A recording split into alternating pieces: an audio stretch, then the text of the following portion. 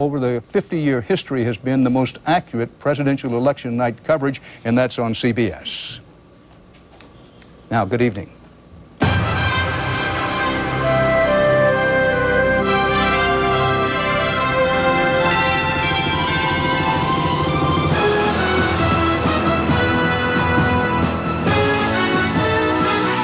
In this country, in any presidential election year, deciding a president of the United States, and tonight also deciding who's going to control the House and the Senate. We've said it could be a very long night, but frankly, we don't know that it's going to be that. We may have a decision early in the evening.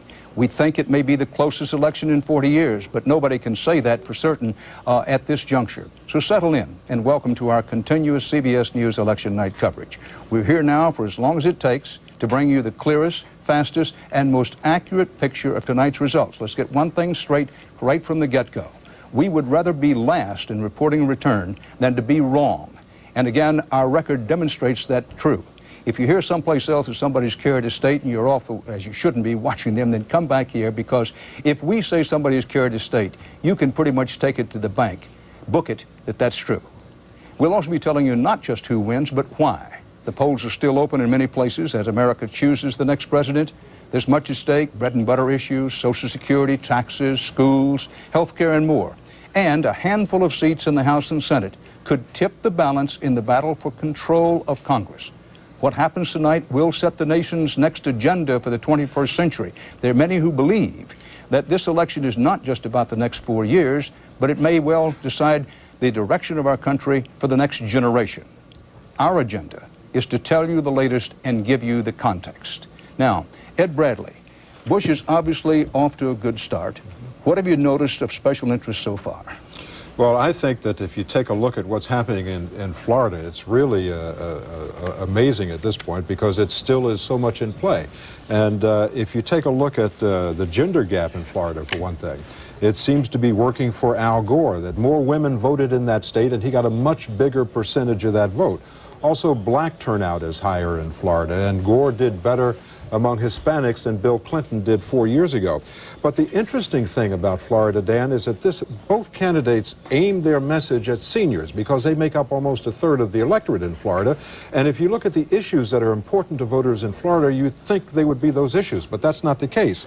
Medicare and health care, prescription drugs are down at the bottom at 8%, rather. The two most important issues, economy and jobs and education. How did the two candidates do among seniors? They basically split the vote, but Al Gore is doing much better among those voters who are 18 to 29, and for me, that's a big surprise in Florida. Well, while we wait for the returns to come in, Ed, and around the table from Florida, let's show you what the electoral vote stands at this hour. We're going to be showing this to you throughout tonight because it's the simplest way to understand where things are. 270 electoral votes needed to win. Bush starts off with 28. He was expected to get a jump start, and he has, mostly because many of the polls that close early are in areas that were generally believed going for Bush. Gore has 3. Vermont's the only state he's carried thus far. Now, the election, in many ways, boiled down to 14 so-called battleground states. These are states where it's too close to call and where the election is likely to be decided. They begin with Florida, then move up to Pennsylvania, 23 electoral votes there. Pennsylvania, the polls have not yet closed there. Michigan with 18. If you want 3 to watch, those are the 3: Florida, Pennsylvania, and Michigan. Now, the so-called battleground states also include other states where the polls are still open. That would be Maine with 4 electoral votes, said to be sort of hanging in the balance, although a lot of people think Bush will carry it because the Bush family has a home there. In New Hampshire, the polls have closed, don't yet know how that one's going to go. West Virginia with 5 electoral votes is one of the battleground states. Tennessee with 11 is another. Arkansas with 6. Iowa with 5. Wisconsin, New Mexico, Oregon, and Washington, all considered to be battleground states. Bob Schieffer is covering the battle for control of the Senate. Bob, the polls have closed in Virginia. A Senate race there, ugly enough, nasty enough to gag a buzzard. Do we have the returns on it yet? No, they have not called the race yet. Chuck Robb was hoping for a huge turnout of black voters. He said 20% of the electorate would have to be black voters for him to win. It does not appear that many blacks turned out. It may be around 15% of the electorate. Can I go back to Florida, though, Dan? Absolutely. You know, we've had the call there in the Senate race. Bill Nelson, the Democrat, has won.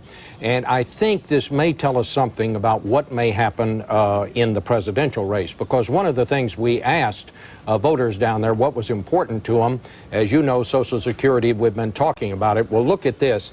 About a third of the voters down there said using the surplus to take care and keep Social Security solvent was an important thing to them, and 60% of those people voted for the Democrat Nelson. So that may tell you that Al Gore may have a bit of an edge in Florida. We'll have to wait and see what happens. We'll have to wait and see. I want to pick up on that.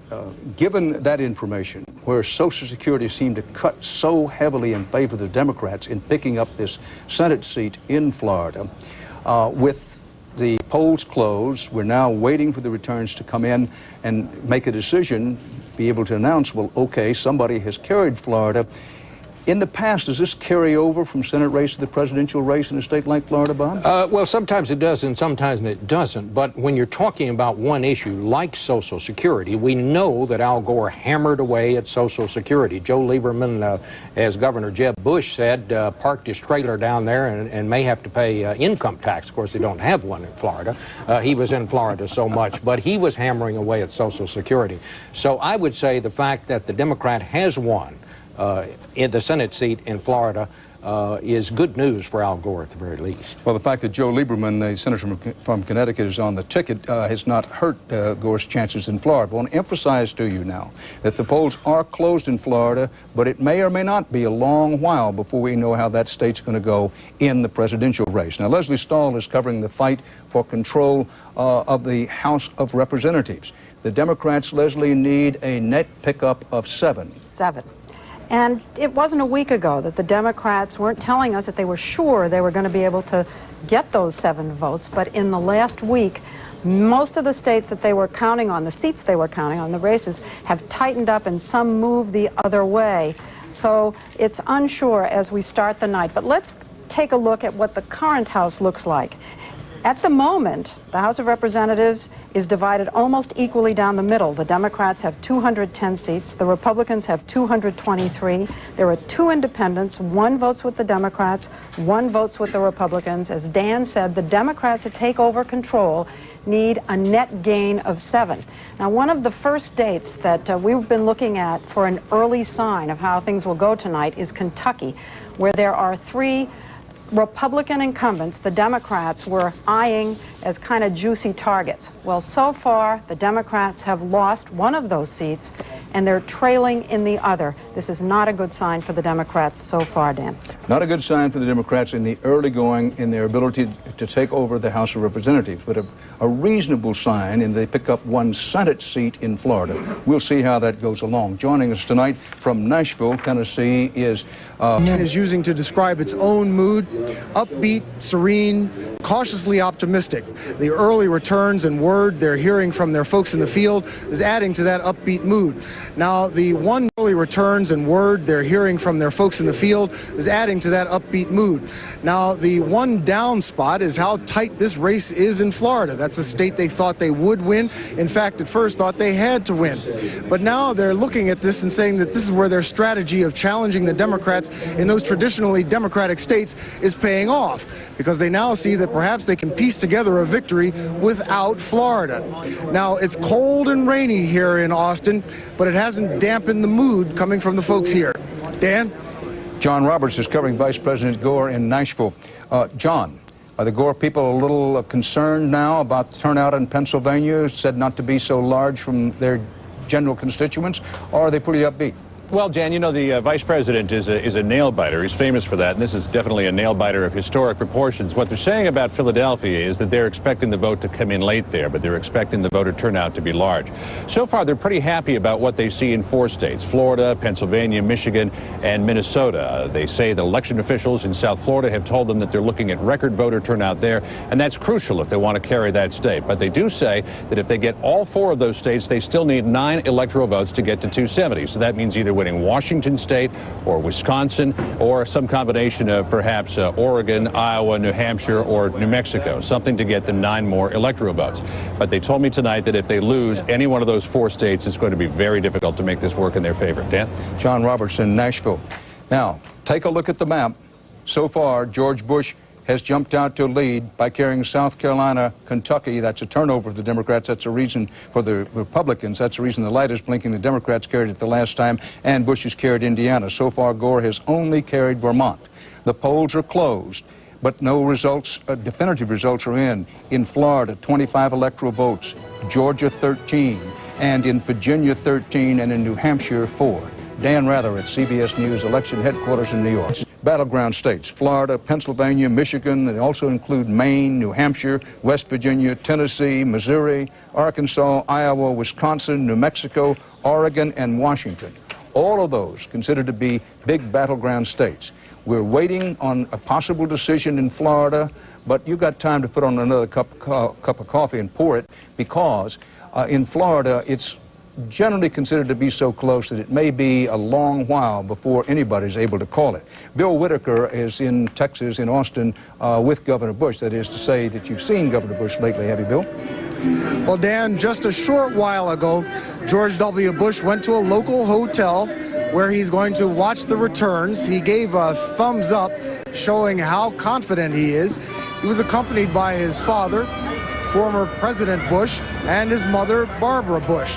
Now, he understandably is feeling good about the numbers that are coming in. But we must understand that the states that have come in so far are states that George W. Bush expected to win. For the most part, there are no surprises here. Now, what we have to wait for are these great big battleground states where both candidates have been concentrating most of their attention. George W. Bush can't really feel comfortable until he starts to hear those returns coming from those big states. Dan? Scott. Just keep that. Bill Whitaker, thanks. Electoral vote, 54-3. Bush leads Gore. In the popular vote, remember it's still early in the evening, it's about 55-43. And this is the way the electoral map looks at this moment, with Bush leading 54-3 in the electoral votes. I want you to know, keep emphasizing it, Florida, the polls have closed, no decision yet there. North Carolina, 14 electoral votes, polls have closed, no decision there. Same story, third verse actually in Ohio, 21 electoral votes, polls have closed, no decision yet. West Virginia with 5, polls have closed, no verdict there yet. And same story up in New Hampshire with 4 electoral votes. Now, Bob Schieffer, they intend to keep the polls open in St. Louis. That could be good news for the Democrats. Oh, I think it's good news for the Democrats on 2 counts, because that's where the big Democratic vote is, in that weird Senate race where Governor Mel Carnahan's widow, Carnahan's on the ballot. The governor says he'll appoint the widow if Carnahan wins, because as we know, he was killed in a plane crash.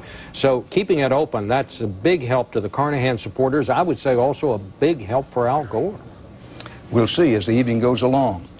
Bush right now leads in the Electoral College 54-3 with 270 needed to win. Stay here with us. Our CBS News election night coverage will continue in just a moment.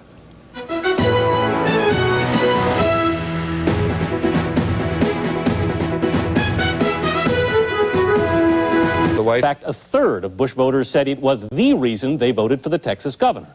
So, Dan, in some sense at least, Bill Clinton's name was on the ballot today.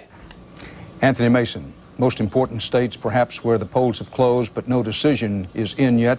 Florida with 25 electoral college votes and Ohio with 21. Ed Bradley coming up at 8 o'clock Eastern time. That is in about 11 minutes from now. A lot of states have poll closing. Give me 3 to watch. I would say first Pennsylvania, Michigan, and Tennessee.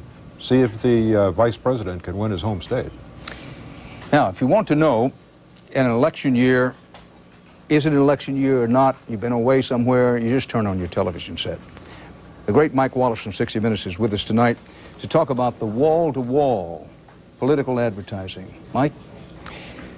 Dan, while you people are talking about what's happening tonight and what's going to happen in the months ahead, let's take a look back. We have not heard one word tonight about Ralph Nader. We have been assaulted, suffocated, and finally bored to death by the proliferation of political TV ads during this campaign. I'm talking both national and local ads, and altogether, according to Senator John Mike, McCain, excuse me 1 second. I'm so sorry to interrupt you. Mike, you know I wouldn't do this if it weren't big. Florida goes for Al Gore. Now, folks, the equation changes. CBS News estimates when all the votes are in and counted, the Sunshine State will we'll have plenty of sunshine for Al Gore. Now, the reason this changes the equation, look how quickly it changes the electoral vote. The electoral vote with 270 needed to win now jumps 54 Bush, yes, because he's carried, among others, Kentucky, Indiana, and Georgia. But Al Gore wins the big one in Florida, 25 electoral votes. Now, and if you hear that noise outside your windows and walls, it's probably coming from Nashville, Tennessee. And here's why. The Democrats, while they might not have said it just before this election day, they believed down where they lived, in that place behind their heart where they really think, that there was no way Al Gore could win this election if he didn't carry Florida. Now he's carried Florida. Doesn't mean Al Gore's going to win the election. It does virtually guarantee we're going to be here a long time. So now if you want to put on that pot of coffee, you'll have plenty of time to get back. With Gore winning Florida, it's virtually guaranteed we're going to be here for a long while tonight. Now, Ed Bradley, what happened in Florida? Well, Al Gore did very well in Florida among Hispanics. He did better than Bill Clinton did 4 years ago. The Democratic National Committee shipped their get-out-the-vote money that they had planned to spend in Georgia. They sent it south to Florida to get out the African-American vote, and apparently it worked. They had a higher turnout, and he did very, very well there. He also won 23% of the vote of the independents. Ed Bradley. Now, having won Florida by the CBS News estimate, Al Gore now looks to Pennsylvania, 23 electoral votes where the polls have not yet closed, and Michigan, 18 electoral votes where the polls have not yet closed. There are many people who believe and would tell you that Al Gore, in order to be viable in this presidential race, needed to win Florida, Pennsylvania, and Michigan. Florida has gone for Gore. Pennsylvania looms large, polls not yet closed, 23 electoral votes there. There are many people now among the Republicans who would say George Bush doesn't absolutely positively gotta have Pennsylvania. Whoo, would it be handy for him if he could get it. And Michigan is also another big battleground state. Dan Rather at CBS News Election Headquarters in New York. Stay here with us. Folks, this thing is getting really interesting.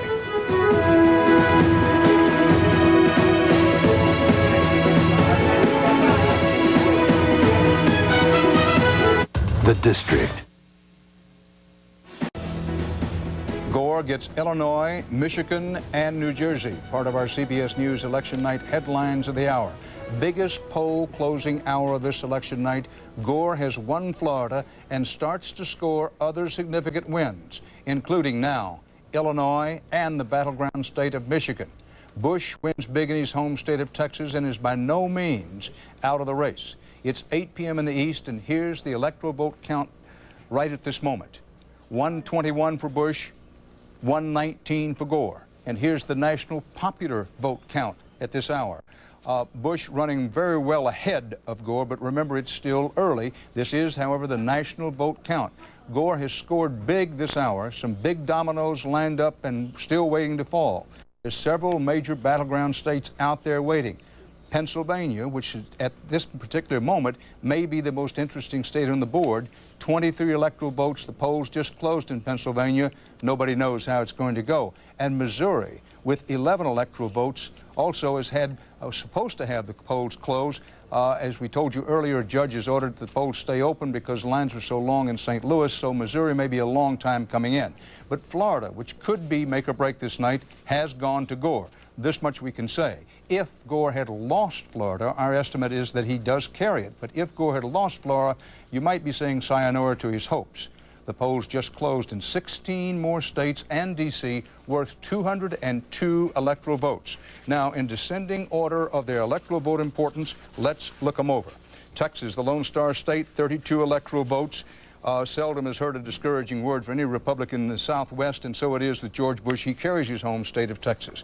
22 electoral votes from Illinois. The Democrats got the willies about this state in the late going, but they carry it for Gore. A big win for Gore. Certainly helps keep his hopes of the presidency alive. In Michigan, 18 electoral votes. Union labor helped Gore tremendously there, but that wasn't the only thing that delivered that victory for him. 18 electoral votes for Michigan. This is the heart of the Gore comeback, winning Illinois and Michigan. Also New Jersey, 15 electoral votes. The Garden State is green for Gore. North Carolina, 14 electoral votes for Bush. It was expected, but certainly very, very helpful in keeping Bush's electoral vote lead. As you know, it's 121 to 119 at the moment. In Massachusetts, 12 electoral votes. The tide is in the Bay State for Gore, as expected.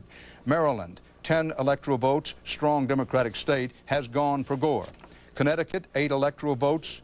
Joe Lieberman's home state has also gone for the Gore-Lieberman ticket. Oklahoma, Boomer Sooner, 8 electoral votes dropped for Bush there. Mississippi, 7 electoral votes from the Magnolia State for Bush.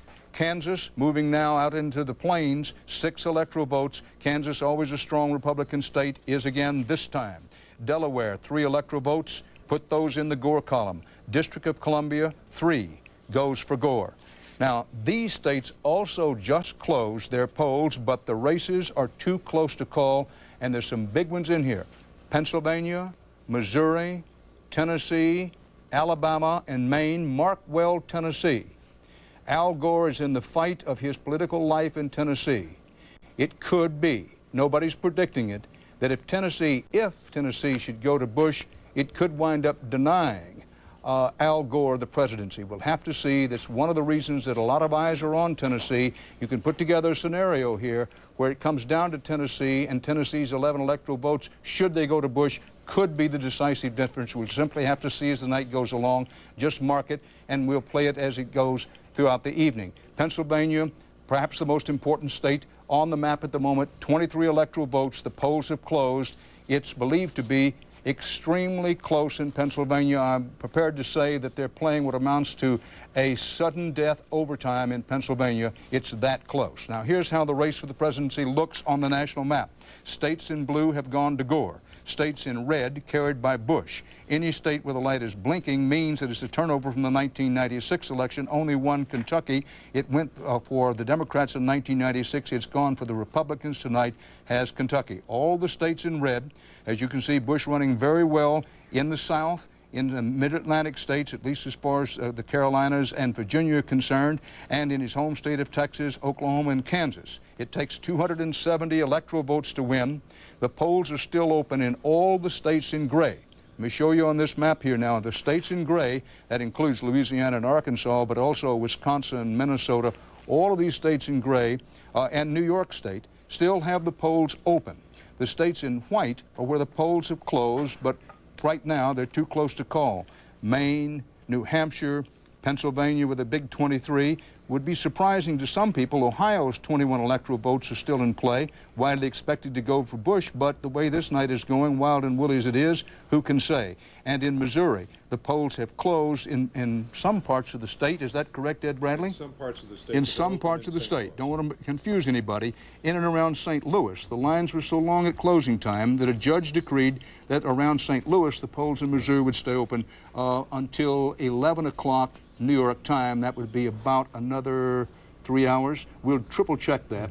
But certainly the polls in St. Louis are staying open late in Missouri. That could be a late reporting state. So take a look at it. 121 Bush, 119 Gore. Folks, on presidential election nights, it doesn't get any closer than this, although in this particular case, it just might. Now, let's pause, take a breath. The Senate, keep in mind, is up for grabs tonight. And with the polls closed in some states here, the Senate winners at 8 p.m. Eastern Time. Texas Senate, Senator Kay Bailey Hutchinson is elected to another term. That's a hold on for the Republicans. Pennsylvania Senate, Rick Santorum has held on to his GOP seat there. Massachusetts, Ted Kennedy gets another term. It'll be his 7th term. That, of course, is a hold on for the Democrats. In Tennessee, Dr. and Senator Bill Frist, first termer, gets a 2nd term. The Republicans hold on there. No surprises in this list so far in the Senate races. Maryland Senate, Senator Paul Sarbanes, 4-termer, goes back for a 5th, hold on for the Democrats. In Connecticut Senate, and mark this one, Senator Joseph Lieberman, another Senate term. Now, if Lieberman is also elected vice president, Connecticut's Republican governor gets to replace Lieberman in the Senate with a Republican. But for purposes of tonight's count, this is a hold on for the Democrats in Connecticut. Mississippi Senate race, Senator Trent Lott, the Republican Senate Majority Leader, is returned for a 3rd term. Hold on for the Republicans. Maine Senate, same story. Senator Olympia Snowe gets a 2nd term. That's a hold on for the GOP. And in the Delaware Senate, now Here is a turnover. Republican Senator William Roth Jr., 5 terms, 79 years old, is beaten by Democratic Governor Tom Carper. That's a pickup for the Democrats in the Senate. May not make much difference since Rob has lost down in Virginia. More about that later on, but a pickup for the Democrats in the Senate race from Delaware. Now here's a look at the Senate races and how they look on the national map. We started the night, 34 Senate races up for grabs. The Democrats need to win 15 on the night to regain control of the Senate. The Republicans need to gain, the Democrats need to pick up 20 on the night. As you were, the Democrats need to pick up 20 on the night to regain control of the Senate. The Republicans need to pick up 15 on the night to hold on to the Senate. The Republicans right now are looking pretty good in that category. Keep in mind that the big Hillary Clinton versus Glasgow race in New York, the polls are still open and will be for almost another hour, so we don't know how that one's going to go. But right now, it's looking good for the Republicans to hold on to the Senate, but there's still a long way to go. Let's look again at the current presidential electoral count. In the race for the presidency, 270 needed to win. 121 for Bush, 119 for Gore is our CBS count at the moment, with 270 needed to win. All the states in red have gone for Bush. All the ones in blue have gone for Gore. The blinking red light in Kentucky means a turnover from the last presidential election in favor of the Republicans. The states in white, the polls have closed, but no decision yet. All the states in gray, the polls have not yet closed, and that includes New York with a big 33 electoral votes. Ed Bradley at the presidential desk. Big win for Gore in Michigan. How did he do it? He did it in Michigan because his 2 core constituent groups in that state came through for him. As you know, Michigan is one of the biggest union household states in this country. And if you take a look at how the union households voted, they make up 42% of the voters in Michigan. 63% of them went for Al Gore. A second core constituent group for the vice president, African Americans. The turnout was about the same as it was 4 years ago, but take a look at this. Al Gore got 92% of the vote. Bill Clinton, who always does so well among African Americans, got 82%. So he did 10 percentage points better than the president did 4 years ago. And also another interesting fact, the McCain voters, you know, John McCain won the Michigan primary. 34% of his voters, the McCain voters, voted for Al Gore. Indeed they did, Ed Bradley. I can hear some people at home saying, whoo, if the electoral vote count is now what Dan Rather and CBS says it is, 121 for Bush, 119 for Gore, it seems to me just a few minutes ago, Bush had a long lead. His lead has evaporated and been melted faster than ice cream in a microwave. What's happening here? Well, what's happening is some of the, first of all, Florida went for Gore. That's the biggest thing that's happened to Gore's chances so far. And then Illinois and Michigan fell in line for him. New Jersey also came around for him. But Bob Schieffer, this by no means is that Gore is going to be the next president. Bush is still very much in the hunt. For one thing, he leads by 2 electoral college votes. But the fact is, the fact that he has won Michigan and has won Florida keeps him in the game, keeps Al Gore in the game. Those are things he had to do. I would also add to what Ed Bradley was saying. This is not very good for Governor John Engler. Back during the primaries, Governor Bush put his fate in the hands of Governor Engler, and he got beat by John McCain in the Republican primary out there. Again, tonight, he puts his fate in the hands of Governor Engler, and he loses the state. I happen to know they didn't want McCain to come in and campaign for him out there. That might have been a bit of a mistake. Thanks, Bob. Let's kiss this electoral vote again for you. 121 for Bush, 119 for Gore. This is the way the map looks at this moment. Our CBS News election night coverage, it's a real hot race. Couldn't be any tighter. We'll continue after these messages.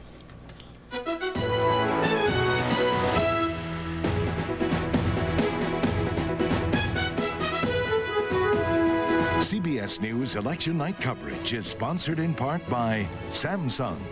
Welcome to the Samsung Digital Experience, where everyone's invited.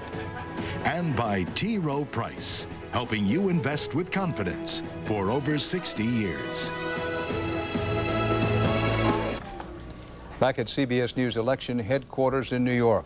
The presidential race is crackling like a hickory fire here.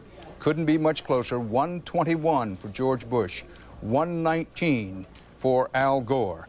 This is the way the Electoral College map looks. Remember, all those states in white are where the polls have closed and no decision has yet been announced. But yes, Gore, blue, has captured Florida. Now remember, Florida is the state where Jeb Bush, the brother of George Bush, is the governor. And you can bet that Governor Bush would be madder than a rain-down rooster that his brother, the governor, wasn't able to carry this state for him, to say nothing, Bob Schieffer, about Governor Engler up there in Michigan, which is also dropped for Gore. But no Democrat should be laughing too hard, because George Bush not only leads in the Electoral College vote, even after Gore has taken big states like Illinois, Michigan, and Florida, but there's still plenty of states out there, enough for George Bush to win this presidential race going away. That could still happen. John Roberts is in Nashville with the Gore campaign. John, they must be feeling pretty good down there. Oh, Dan, this is huge for them, because they knew if they lost Florida, they were going to have to run the table on the rest of the battleground states, which is why they plugged $2 million in advertising into that state in just the past week. And the vice president spent between midnight and 8 a.m. this morning in Tampa and in Miami. As far as Michigan goes, too, he was there the previous night. The local campaign chairman had said, give me one more visit. I think I can pull this one out. They also plowed $2 million worth of advertising into that state. Now, Pennsylvania, they figure if they can get this, they're only 19 electoral votes away from a win. So they sent Jesse Jackson there. He was going to come here to Nashville. They diverted him. They said, get out there, walk the precincts, make the telephone calls, get us that state. Dan? With John Roberts, Tennessee is still out. The polls have closed. 11 electoral votes there. We've mentioned the theory only that it could come down to Tennessee, and Tennessee could cost Al Gore the presidency. Any talk about that there? Well, Dan, of course, they're worried more really, though, I think, for the home state win than they are the actual electoral vote count, because they think if they can get Minnesota, which they believe they can get, they're only 9 electoral votes away. Washington State, they say, has been looking pretty good for them in the last week. There's also the possibility they could pick up 4 in Iowa. Maybe they could get a couple here and there and cobble together these 9 electoral votes. So if they get Pennsylvania and if they get Minnesota, then all bets are off, and they really believe that with the remaining battleground states, they can pull out a win. Dan? Well, hope springs eternal, and we shall see. Let's go to Anthony Mason. Anthony, Michigan for Gore. How did the unions do this besides spend a lot of money and invest a lot of time? Well, Dan, we're taking a look here at what union members think, and the numbers we're coming up with are quite clearly leaning in Gore's favor. And let's show you how here. Let's go to the map, first of all, because this is really interesting. In all of the key states that we're going to show you here, all of those are battleground states. And interestingly enough, 20% or more of the electorate in every one of those, and they include Pennsylvania, California, New York, Michigan, all of those states have 20% or more that are union voters. Now, we asked union voters today, what are you looking for in a candidate? Here's what they told us. 20% say that we want a candidate who cares about the people, who cares about us. We also asked union voters, should the government do more to solve problems? This is an Al Gore issue. When he harped on in the campaign, 56% of union voters said yes. Okay, so union voters there sliding along Gore's way. Ed Bradley talked about how seniors were helping Gore in Florida, so we're not going to go that way, so I'll send it back to you, Dan.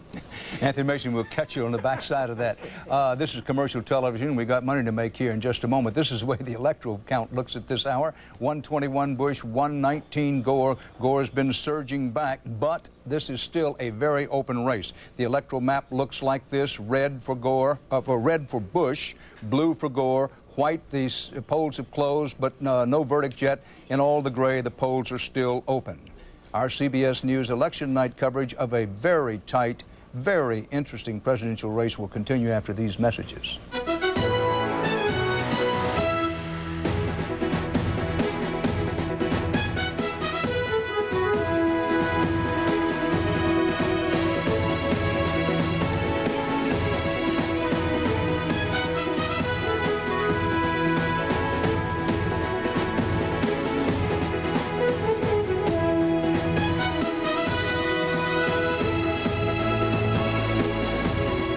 Back at CBS News, Election Accuracy Central. With 270 electoral votes needed to win, Bush has 121, Gore has 119. The electoral map looks this way.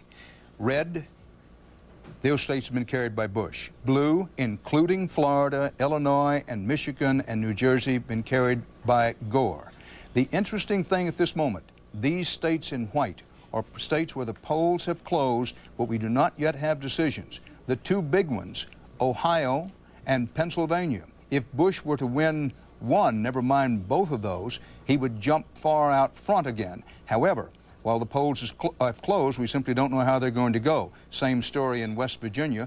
Missouri's 11 electoral votes are up for grabs. And Tennessee, keep an eye on Tennessee. Is it going to be the state that denies Al Gore the presidency? The polls are closed there, maybe a while before we know, but something to watch. Also down in Alabama, a state that you would have thought could have been called early, expected to go Republican, has not yet been called. Once again, the electoral vote count, 121 for Bush, 119 for Gore, and the big states hanging out there now are Pennsylvania with 23, Ohio with 21, Missouri and Tennessee with 11 each, to say nothing of Alabama, which has 9.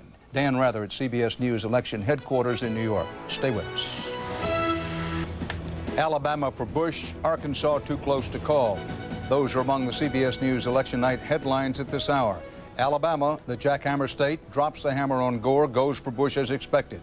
For the first time in 48 years, Republicans believe they have a real chance to control the White House and both houses of Congress. But Al Gore and the Democrats are fighting back hard in this recent hour and a half, vote for vote, house to house, in the political equivalent of hand-to-hand combat. This is the all-important electoral vote count at this moment. Bush has had a lead since the very start, but his lead is now shakier than cafeteria jello. 130 to 119. 270 needed to win. And this is the national popular vote count at this hour. The only poll closing at this hour is Clinton's home state of Arkansas, and like Gore's home state next door, it's too close to call. Now, George Bush, not only does he have the electoral vote lead, 130 to 19, but let's show you on the electoral vote map. While Gore has been having some big wins in Illinois, Michigan, Florida, perhaps the biggest of the night, there's still plenty of room on the board for George Bush not only to win the presidency, but to win it comparatively early. For one thing, Pennsylvania, 23 electoral votes. The polls have been closed quite a while in the Keystone State, perhaps now the key to the whole election. No decision. Next door in Ohio, 21 electoral votes. That state was expected to go for Bush. It may yet go for him, but the polls have been closed in Ohio for, an hour? And still no decision there. Then in Tennessee. Now, Al Gore may be as cross as a snapping turtle about this Tennessee situation because it's his home state. He would have expected and hoped to have that already colored blue. It isn't, and the Bush people are continually very confident they will carry it. Next door in Arkansas. Arkansas with 6 electoral votes, Bill Clinton's home state. Again, the George Bush forces ended the campaign very confident that they would carry Arkansas. Now, the polls have closed in Arkansas, no decision there yet. In Missouri, this has been a complicated situation. 11 electoral votes there, and you say, well, only 11 electoral votes. Folks, in a vote this close, in a presidential election this close, 11 electoral votes the electoral college votes could be the difference. And in Missouri, the lines were so long in St. Louis, a judge decreed that the polls could stay open for a while. The polls are closed in other portions of Missouri. Now, looking ahead to the next hour, what would you say with the closing at the top of the hour, 9 o'clock, Ed Bradley, important states to look for? I'd say Minnesota and Wisconsin, states that are normally expect to go Democratic, but Ralph Nader is a big factor in both of those states. He was as high as 8% in the polls in Minnesota. And Bob Schieffer, looking out west, Gore absolutely positively still has to have California. Oregon and Washington, both where the polls are open and will be open for quite a while, both up for grabs. Dangerous country for Gore because Nader's a factor there. Well, again, Ralph Nader is a factor in both of those states. So we're not going to know for a while, Dan, how this comes out. It may come down to Washington and Oregon. Electoral vote count, 130 for Bush, 119 for Gore. Let's talk about advertising in this presidential campaign. Short while ago, we tried to go to Mike Wallace, but Florida dropped for Gore in the meantime. Going to go back to our old friend Mike Wallace, the 60 Minutes man. And Mike, tell us about the advertising.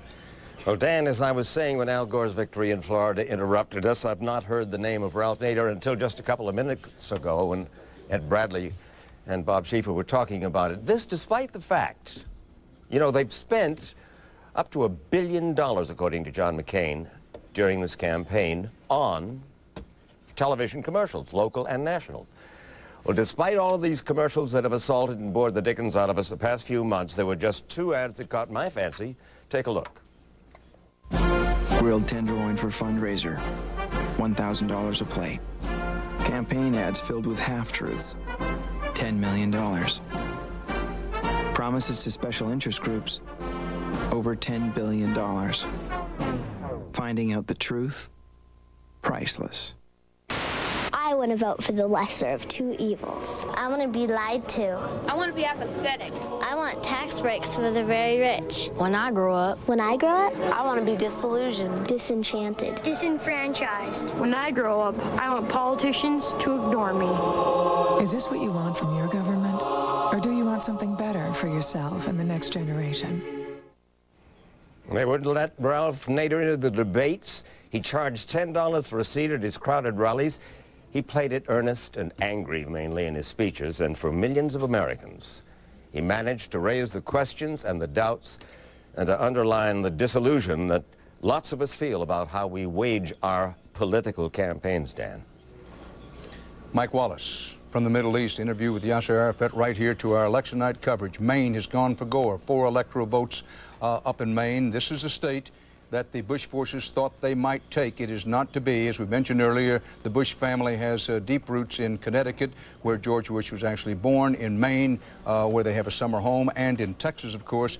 Maine has gone for Al Gore. Also, New Jersey Senate, big race there. John Corzine has won a Democratic seat in New Jersey. This is a hold on for the Democrats. Mark this man spent an estimated $80 million. No, you did not hear. $80 million. He spent money like he had shorted Microsoft and won this race. We don't know the figures yet, but Corzine has won the New Jersey Senate race. Ed Bradley, let's get back to the presidential race where things are so close, 130 to 122, Bush over Gore right now. While Al Gore is competitive with George Bush, what about Tennessee? Well, there's a big shadow in Tennessee, and the shadow's name is Bill Clinton. If you take a look at how people felt about Bill Clinton in Tennessee, you'll find that almost 60% of the voters said that they had an unfavorable attitude towards Bill Clinton, and of those voters, 74% of them voted for George Bush. And also, you hear so much about this being the vice president's home state. About 2/3 of all the voters said it was not important that Gore was from Tennessee. Dan, I think people feel that when it comes to a number of issues in Tennessee and perhaps some other states, issues like guns, tobacco, and the environment, they feel that the vice president has moved left of where they are. What a heartbreak for Al Gore if it turns out that Tennessee is the state that keeps him from the presidency, and what a whoop for the Republicans it'll be if Tennessee turns out to be the state that keeps Gore out of the White House. Let's give you another quick look at the Electoral College map right now. This is the way it looks. 130 electoral votes for George Bush, 122 for Al Gore. It breaks down this way. Florida has gone for Gore. Illinois has gone for him. Michigan with 19 electoral votes has gone for him. New Jersey with 15 has dropped for him. Maine with 4 has just gone for him. All the states in blue belong to Al Gore. Now, there are far fewer than the states in red that have gone for George Bush. Bush is sweeping through the South like a tornado through a trailer park, and that includes the southern border state of Kentucky where the light is flashing. That's the only state so far that went for Clinton Gore in 1996 that has definitely gone tonight for Bush in Kentucky. But the big states out there where the votes, where the polls have closed, but the decisions are unknown, the two biggest ones, Pennsylvania with 23 electoral votes and Ohio with 21. West Virginia has 5 and is still out there. 2 states with 11 electoral votes, that would be Missouri and Tennessee. Most of the polls have closed in Missouri. All the polls have closed in Tennessee. Arkansas, the polls have just closed. No decision there yet either. If you want 2 to watch, Bob Schieffer, help me out here. Wisconsin with 11 electoral votes and Minnesota with 10 electoral votes are looming large, and one reason is? Ralph Nader is there, but we also have to keep our eye on Missouri, Dan, because holding those polls open for another 3 hours, most of the Democratic vote in Missouri is in St. Louis and Kansas City. That's where the polls are being held open, in St. Louis. So this takes on added importance, I think, the fact that these polls are still open. And Leslie Stahl, Washington State and Oregon State out west, as we said before, we keep coming back to it, this is considered strong Nader country and has to give the Gore people the knee wobbles. And if this race is close, Those voters, a lot of them are voting by ballot. We could be waiting for a day or two to find out the outcome, if it's as close as it seems to be at this point. Electoral vote count at this hour. Bush, who's led from the opening tap, 130. Gore has come back strong in the last hour and a half, has 122. All the states in red belong to Bush. The ones in blue belong to Gore. The ones in white, the polls have closed, but no decision yet.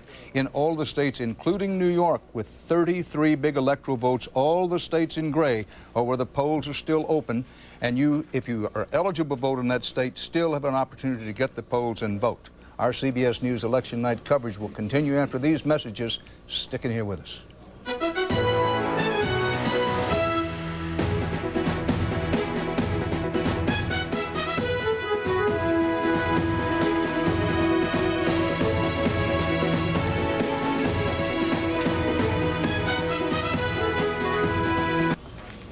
CBS News election headquarters in New York. With 270 electoral votes needed to win, Bush has 130, Gore has 122. Big states hanging out there include Ohio with 21 electoral votes and Pennsylvania with 23. Joining us now is the distinguished governor of Pennsylvania, Tom Ridge. He's in Harrisburg, the capital. Good evening, Governor. What are you looking for to tell us how Pennsylvania is going to go? You must be right on the edge of your seat about this. Well, we are. I mean, I've said all along it's going to be probably one of the most closely watched, obviously, and closely contested elections in the state. One of the challenges we always have for a Republican to win statewide, Dan, is that the Democrats have a wonderful machine in Philadelphia, and they crank out the vote, and they rack up huge, huge numbers. And we have to do our best in the other 66 counties. And so far, it would suggest to us, with record turnouts in traditional Republican counties, that we'll be able to offset this. But I think, while you may want to make a prediction when there's 20 or 30% of the vote in, you might want to wait until there's about 99.9% of the vote in Pennsylvania. Governor, you didn't just tumble off the turnip track. You've been around politics for a long while. Seniors going for Gore in Florida said in exit polling that they were scared by Governor Bush. Why would they be scared? Social Security, you think? Was that the total sum of it? Well, I think it's pretty clear that the play that the Democrats use every 2 years, particularly when things are looking a little bleak. That's the medic scare and the Social Security scare does have some political traction. We've tried to offset it in Pennsylvania. I mean, the challenge we have is next to Florida, we have the second largest number of seniors, and we had to run some counter commercials ourselves. I did one on the radio to try to counterbalance, but that's a pretty effective commercial. I thought it was somewhat shameless, but the fact of the matter is it does have some political traction. We have to figure out ways to overcome it. Governor, I have to say goodbye, but I'm going to ask you one more time. If you had to pick it, would you say Pennsylvania winds up in George Bush's column? Yes, put the W under W. Can't do it officially yet, but thanks for your time, and Thanks, we'll see how it comes out. See you along the trail. Right. Thank you very much. Tom Ridge of Pennsylvania. Pennsylvania's 23 electoral votes could be decisive. Here's one way to look at it. Still hard to see, maybe impossible, for Al Gore to win the presidency without carrying California. He's got to do a lot more than that, but certainly he's got to have California. Things have not yet reached the stage where George Bush can't win it without carrying Pennsylvania. But it certainly would be quite handy, to say the least, for George Bush to pick up Pennsylvania's 23 electoral votes. And you can bet the rent money that down in Austin, they're watching Pennsylvania very carefully, those 23 votes. Now, Ed Bradley, Ohio's still out there with 21 electoral college votes, been out there for a long time. Why? Polls closed an hour and 15 minutes ago in Ohio, and the reason that it's so close is that the vice president is doing very well among union households in Ohio. It's a big union state. But Governor Bush is doing very well among men, a huge lead among men, and that state seems to be leaning in his direction now, but it's still too close to call. Maybe Ohio will be decided, as many other states, by women in the suburbs. We'll see. Leslie Stahl, you've been watching these important governor races. Bring us up to date quickly on them. Well, Dan, there are 11 races for governor tonight. 4 Democrats have won so far. In North Carolina, the Attorney General, Mike Easley, has held the governor's chair for the Democrats. Bush won the state. Easley ran away from Gore when he was campaigning in Indiana. Another state Bush won. He won it easily. The Democratic governor, the incumbent 70-year-old Frank O'Bannon, has won re-election also easily. In Delaware, The Democrat, Ruth Ann Minner, the lieutenant governor, won the governor's chair with more than 2/3 of the women's vote. She lost the men's vote by 6 points, creating a huge 22-point gender gap. In New Hampshire, another woman has won, the incumbent Democrat, Jean Shaheen, a big Gore supporter. She has beaten the former senator, Republican Senator Gordon Humphrey. She refused to take the tax pledge and still won in taxophobic New Hampshire. Dan, women running in 5 of the 11 races for governor tonight. And we'll keep up to date on that. Also, the battle for control of the House of Representatives. Too early to tell very much about that, but just want to remind our viewers, we're also watching that as well as the outcome of the Senate, who gets to control the Senate. Looks like the Republicans may hold on to control of the Senate, but too early to say that definitively. In the presidential race, this is the way it looks. 130 electoral votes for Bush. He's led from the get-go, but Gore has been gaining on him. Gore now has 122. It takes 270 to win. All the states in red belong to Bush. That includes Kentucky, where the light is flashing, tells you that's the only state so far. Pennsylvania goes for Gore. This is CBS News. Pennsylvania drops for Gore. 23 electoral votes, and for the first time tonight, mark it if you will, if you're in the kitchen, Mabel, come back in the front room, 145 for Gore, 130 for Bush, 270 needed to win. Doesn't mean this is over, not by a long shot, but they'll be doing backflips in Nashville because Gore almost positively had to have Pennsylvania. Remember, we told you when the night started, 3 to watch: Florida, Pennsylvania, and Michigan. The reason they were 3 to watch, Michigan with 19 electoral votes, Pennsylvania with 23, and Florida with 25. Ohio with 21 electoral votes now looms large for George Bush. Won't say he absolutely positively gotta have it, but who would he like to have it now since Pennsylvania has dropped for Al Gore? It couldn't be much hotter. The pendulum is swung toward Gore for the moment, but it's swinging back and forth. Our CBS News election coverage will continue in a moment after we get our breath from all this excitement.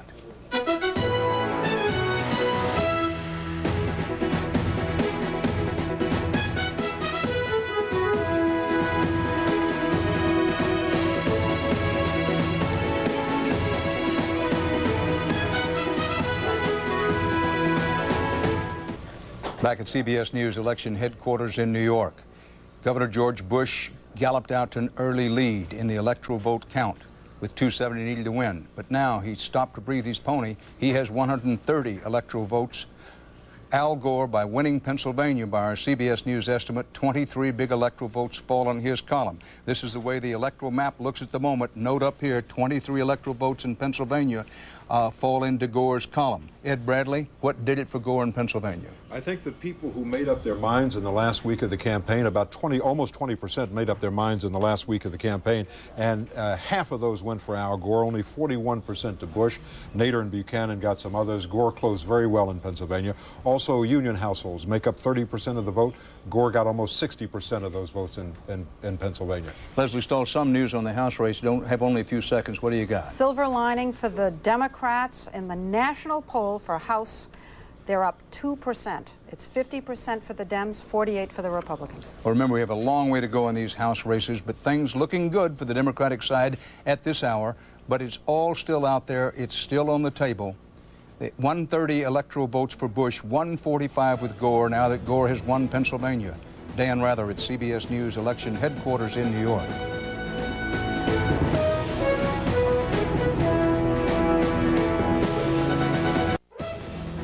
New York goes for Gore. Hillary Clinton wins the Senate seat in New York are among our CBS News election night headlines of this hour. For the first time tonight, Gore's back big time with big wins in big states. Mark them: Pennsylvania, Michigan, and Florida, and now New York with 33 electoral votes. And First Lady Hillary Rodham Clinton will be moving from the White House to a U.S. Senate seat from New York.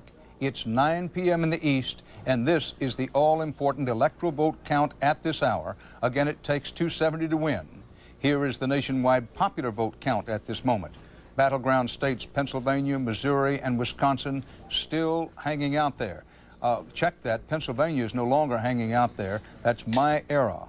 Pennsylvania has gone in the Gore column, but Wisconsin and Minnesota, Missouri, Arkansas, Tennessee, West Virginia, Ohio, and New Hampshire are all hanging out there. All told, the polls are now closed in 40 states, including the 12 states just closed, worth 102 electoral votes. So in declining order of their electoral importance, here they are. New York, 33 electoral votes. They were expected to go for Al Gore.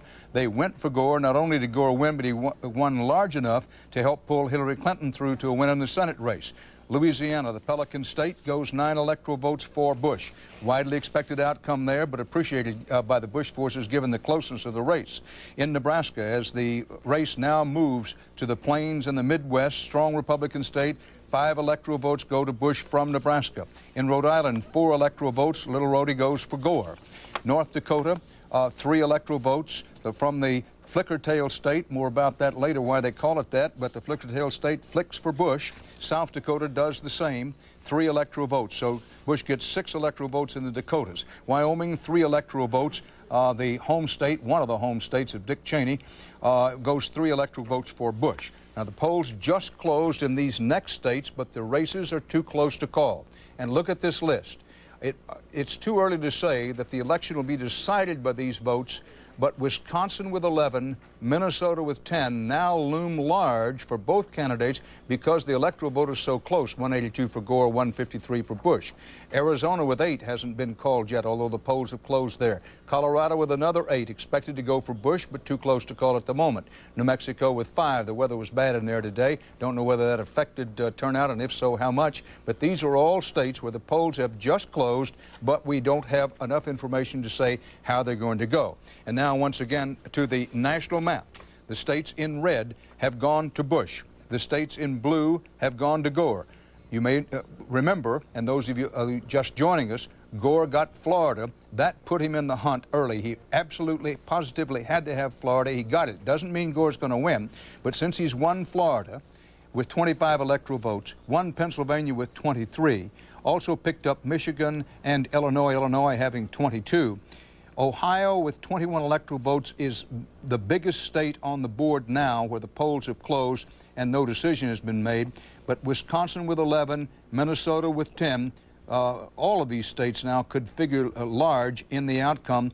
Missouri with 11, the polls open in the St. Louis area under a judge's order because there's so many people were lined up at regular poll closing time. Arkansas, President Clinton's home state, up for grabs, and a heartbreaker for Al Gore if it goes toward Bush, and the Bush people are practically celebrating because they think they're going to win Tennessee, and the Bush people, along with some others, think Tennessee could be the margin one way or the other. But right now the polls are closed in Tennessee, and it's still considered a mite too close to call. Now, New Mexico, Colorado, and Arizona all figured to be, in the last week of the campaign, good to go for Bush. We simply don't have calls in them, although the indications were from turnout today that things could be pretty close in Arizona. So that's where, with 270 electoral votes needed to win, Bush has 153 and Gore has 182. Now, in the Senate, winners at 9 p.m. Eastern Time, New York Senate race, in terms of a glamour race, in terms of perhaps the most interesting race in the country. Hillary Rodham Clinton, 53 years old, wins over Rick Lazio in New York. Now, there are a lot of people who believe this possibly positions Hillary Rodham Clinton for a race in the presidency sometime in the future, but right now she has plenty to celebrate. This was a tough go for her against a very well-financed, very good candidate in Rick Lazio, but she wins it. Hillary Clinton will be going to the United States Senate. In Wisconsin, Senator Herb Kohl has been returned for a third term. That would be a hold-on for the Democrats. Mark Dayton, the Democrat in the Minnesota Senate race, he has beaten Senator Rod Grams. Now, that's a pickup for the Democrats in the Minnesota Senate race. Bob Schief will be telling us more about that later. It gives the Democrats some hope still that they just might be able to retake control of the Senate, although it remains odds against, although they have picked up this Senate seat in Minnesota. Arizona Senate seat, Senator John Kyle has gone for a second term. That's a hold-on for the Republicans there. In New Mexico, Senator Jeff Bingaman, the Democrat, has held on to his Senate seat for the Democrats there. In the Rhode Island Senate, Senator Lincoln Chafee Pelosi has the Republican, holds on to his seat, so the Republicans are holding on to a lot of seats here, although they are losing some along the way. In North Dakota, the Republicans hold on to their seat there. Kent Conrad has won again. In Wyoming, I should say the Democrats in North Dakota. Check it if you will. These returns are running like a squirrel in a cage now, and one can get a little confused. Democrat Senator Kent Conrad has won in North Dakota. A hold on for the Democrats there. In the Wyoming Senate race, Senator Craig Thomas has been returned as a GOP senator from a very strong Republican state. Now let's punch up the national Senate race. The map looks this way. We started the night with 34 Senate races to be decided. So far, as you can see, the returns are, the states in red have been won by Republicans. The states in blue have been run by Democrats. The Democrats need a total of 15 Senate seats. Tonight, when it gets to blue to 15, the Democrats, you can say, have regained control of the Senate. That's 20. I beg your pardon. Made this mistake before, won't make it again. The Democrats have to get to 20 in the blue. The Republicans have to get to 15 in the red. Got that? 34 up total. Republicans, if they win 15, they've already won 12. They will retain control of the Senate. The Democrats have to get to 20. So while the Democrats still have a glimmer, it's odds against, it looks like the Republicans are going to retain control of the United States Senate. Now, here's another look at the electoral vote in the presidential race. 182 for Gore, mostly on the strength of his picking up fairly lately Pennsylvania, New York to go with Florida, Illinois, and Michigan. Bush has 153 with 270 needed to win.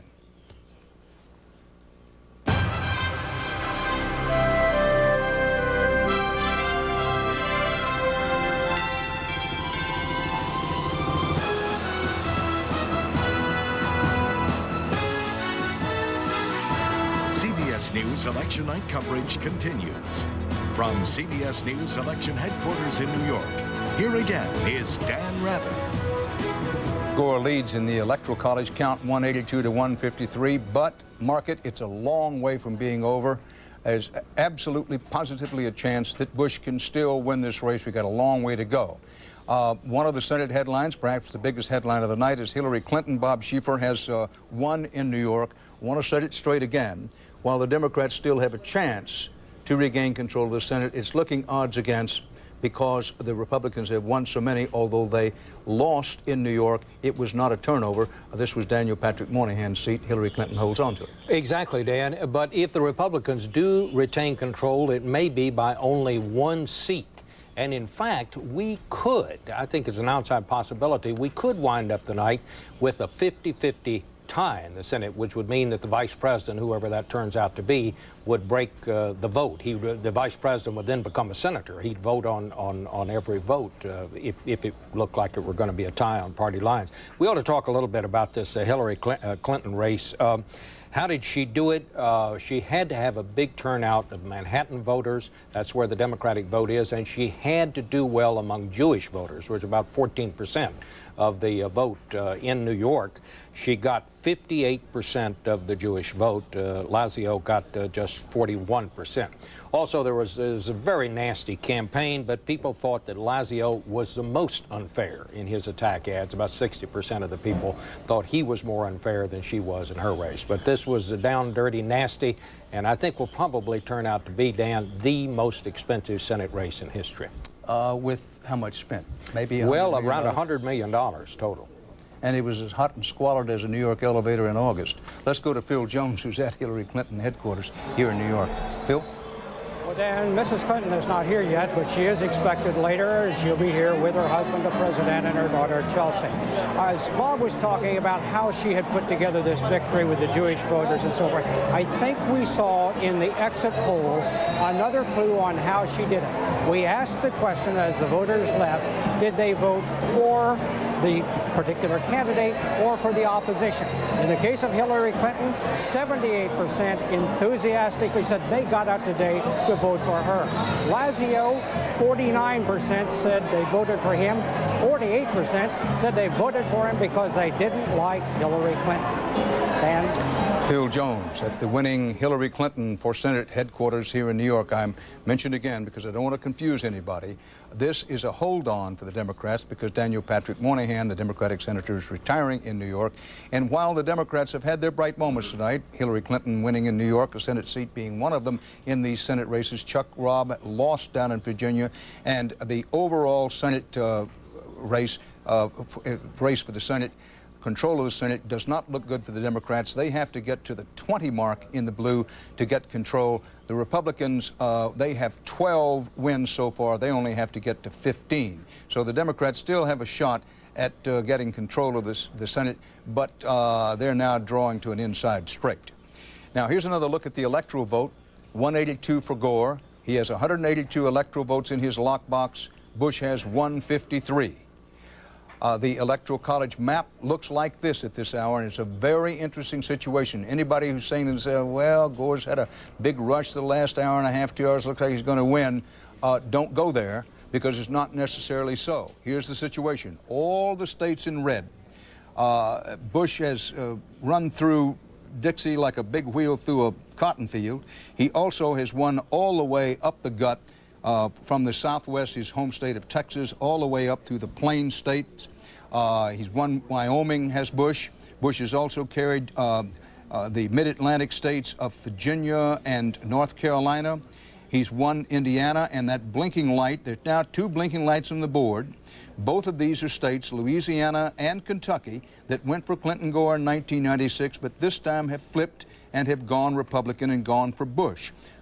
Louisiana with 9 electoral votes and Kentucky with 8. Now, the place to have your eye, there's 2 places to have your eye on this map at the moment. I would say actually 3, beginning with Ohio. 21 electoral votes there. It's been out a long, long time. The Bush forces, frankly, would have hoped that this state would have dropped for their man earlier in the evening. It still may go for Bush. Ed Bradley, you have any late information on that? No, it's still too close to call, and it has to be concerned for them because no Republican has ever won the White House without winning Ohio. So it's hard to see how he does it if he doesn't take that state. So I'm looking back at Ohio and also a little state of New Hampshire. As close as this thing is, 4 or 5 electoral votes become very important. And New Hampshire has 4. Good point about Ohio, but let's make the point. George Bush has not lost Ohio. It's just the polls have been closed there for a long time, and it's still too close to call. Now, moving on up now into the upper Midwest, Wisconsin with 11 electoral votes, a state where Nader's sentiment was running pretty strong. Minnesota with 10 electoral votes, another place where Nader was expected to do at least reasonably well unless some Nader votes veered off at the last moment. Missouri with 11 electoral votes. And we keep coming back to Tennessee. The Bush people seem very confident. Yes, they've been confident about it virtually every state, but they seem particularly confident about winning Tennessee. 11 electoral votes. What a deal that would be. It would be Shakespearean if Al Gore were to lose the presidency because he lost his home state. But it's too early to say whether he's even going to lose it, much less whether it's a decisive state. Our CBS News Electoral College coverage will continue in a moment with Gore ahead 182 to 153.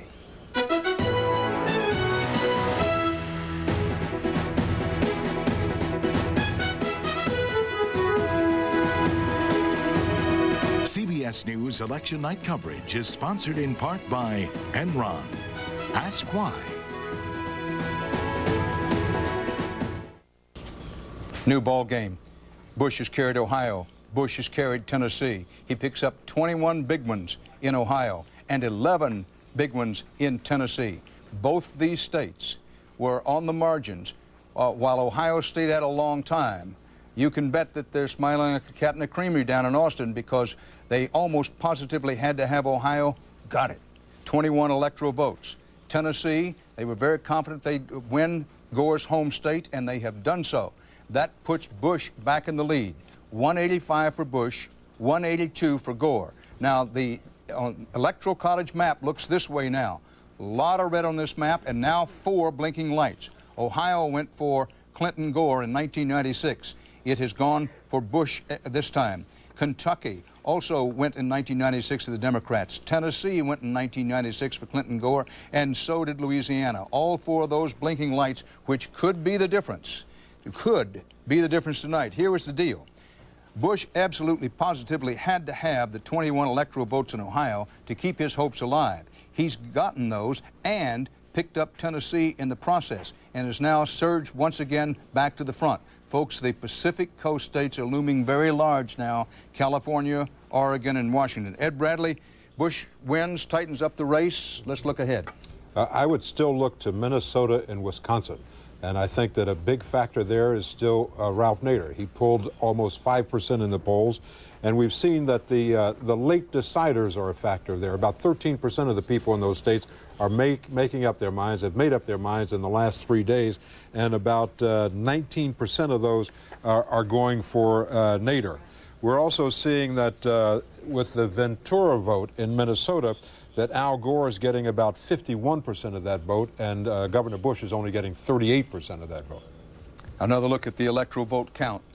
Can't get a cigarette paper between them. 185 Bush. Now that he's picked up Ohio and Tennessee, he goes to the front. 182 for Gore. The Electoral College map with 270 needed to win looks this way. 185 Bush, 182 Gore. States in red have gone for Bush. Blinking lights indicate the states that went the last time for Clinton Gore and have gone this time for Bush and company. There are no blinking lights on the Gore side. Minnesota, Wisconsin loom large. Also, Missouri with 11 electoral votes looms large. Let's face it, everything on the board now is very, very important. Our CBS News election headquarters coverage will continue after these messages.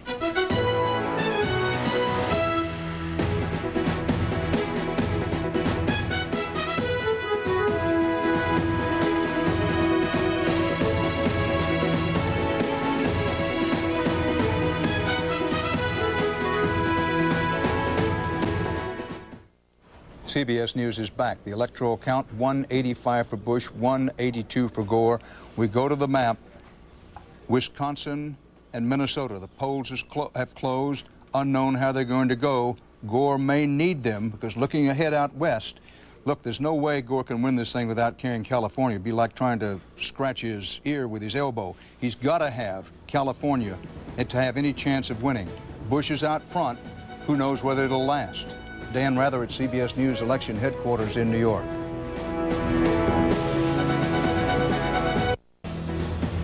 CBS News election night headlines at this hour: a seesaw heavyweight bout for the record books. Bush has won this round. It is up for now. It's been back and forth all night, the kind of night you tell your grandkids about. Bush's hopes are now with states that went Clinton-Gore last time: Arkansas, West Virginia, Missouri, and Wisconsin. Gore's hopes keeping at least one of these in his column. This is the all-important electoral vote count at this moment.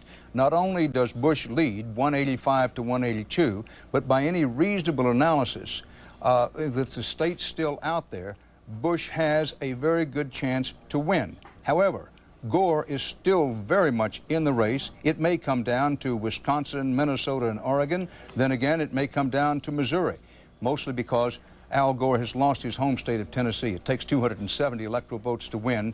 And the national popular vote count right now looks like this: 51 to 46%.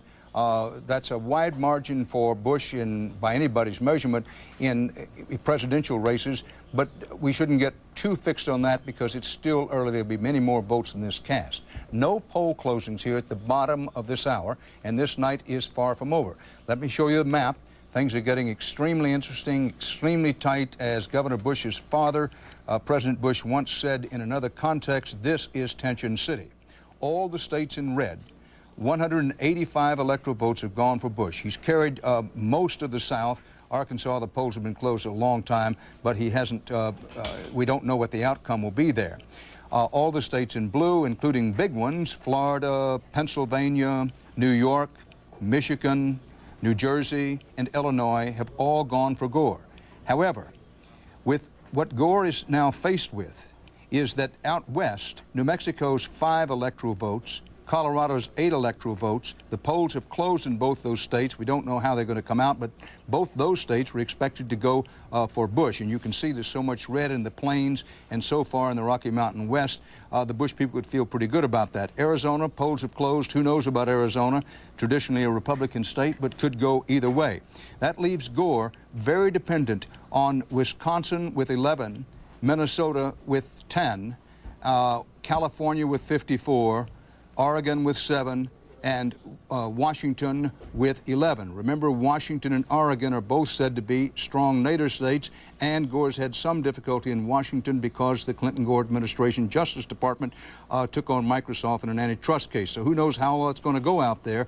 But right now, this is so close. Ed Bradley, give me a comment. It can't get any tighter than this. West Virginia still hangs out there with 5 electoral votes. Who knows? It may be close enough for that to make a difference.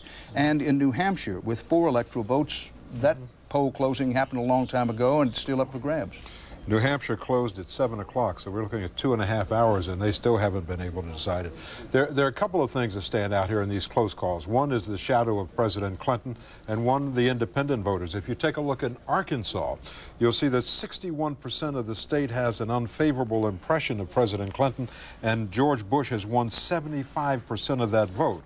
And then in New Hampshire, where so many people consider themselves to be independents, 45% of the electorate, independent voters, it's breaking pretty evenly there.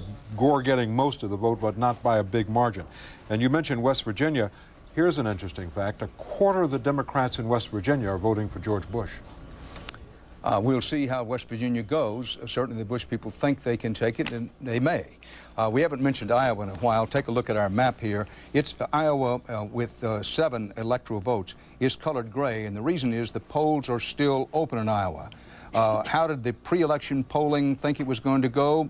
Pretty much a toss-up state that sometimes goes Democratic in presidential elections, but with 7 electoral votes again, it could turn out to be fairly critical.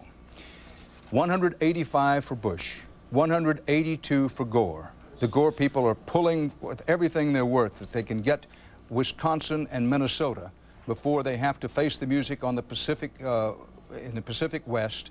They're especially worried about Oregon, but the polls are still open in all these states out west.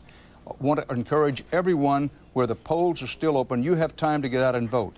California, Nevada, Utah, Idaho, Montana, Washington, Oregon, Iowa, and Hawaii and Alaska, the polls are all still open. Now, when all is said and done, this has been a $3 billion election campaign, considering all the money spent. Gloria Borger is on the money beat. Gloria, it reminds us of that old saying, politics got so expensive, it takes a lot to get beat with. That's right, Dan. That's the only tally that we already have, which is that this costs $3 billion, which is $1 billion more than it cost 4 years ago. There's a simple rule when it comes to political fundraising, Dan, and that is the closer the election, the more the money matters. And in this case, the money has mattered an awful lot. For example, congressional candidates alone in this race raised $1.1 billion. National parties raised another billion. So, Dan, for all this talk about campaign finance reform, nobody decided to unilaterally disarm in this race, and when it's all over in January, there are going to be an awful lot of political IOUs out there. Gloria, in the New Jersey Senate race won by Mr. Corzine, did he spend $80 million in that race? Yes, but that was his own money. And some people would say, well, at least you know where Corzine was getting his money. It was from his own back pocket, and he wasn't funded largely by the special interest. Now, in a lot of other Senate races, of course, we have a lot of special interest money. And in fact, the Democrats now, in terms of trying to gain back the Senate, have actually outraised the Republicans for the first time. Excuse me, Gloria, you forgive me for interrupting you. Minnesota goes for Gore. 10 electoral votes, sigh of relief in Nashville. Every vote now is dear to Gore because not only was he trying to come from behind, Gore now jumps to the lead. The pendulum has swung back and forth between these two candidates. What a heavyweight match. What a fight. 192 Gore, 184 Bush. Takes 270 to win. Minnesota with 10 electoral votes has gone to Gore. Now Gore, he may need next door Wisconsin's 11 electoral votes to stay strongly in the hunt. We'll see. Ed Bradley. Dan, interesting, in Minnesota, 34% of the voters there consider themselves independent. Why Gore won? He's winning them 51 to 36%, a sizable margin in Minnesota over Governor Bush.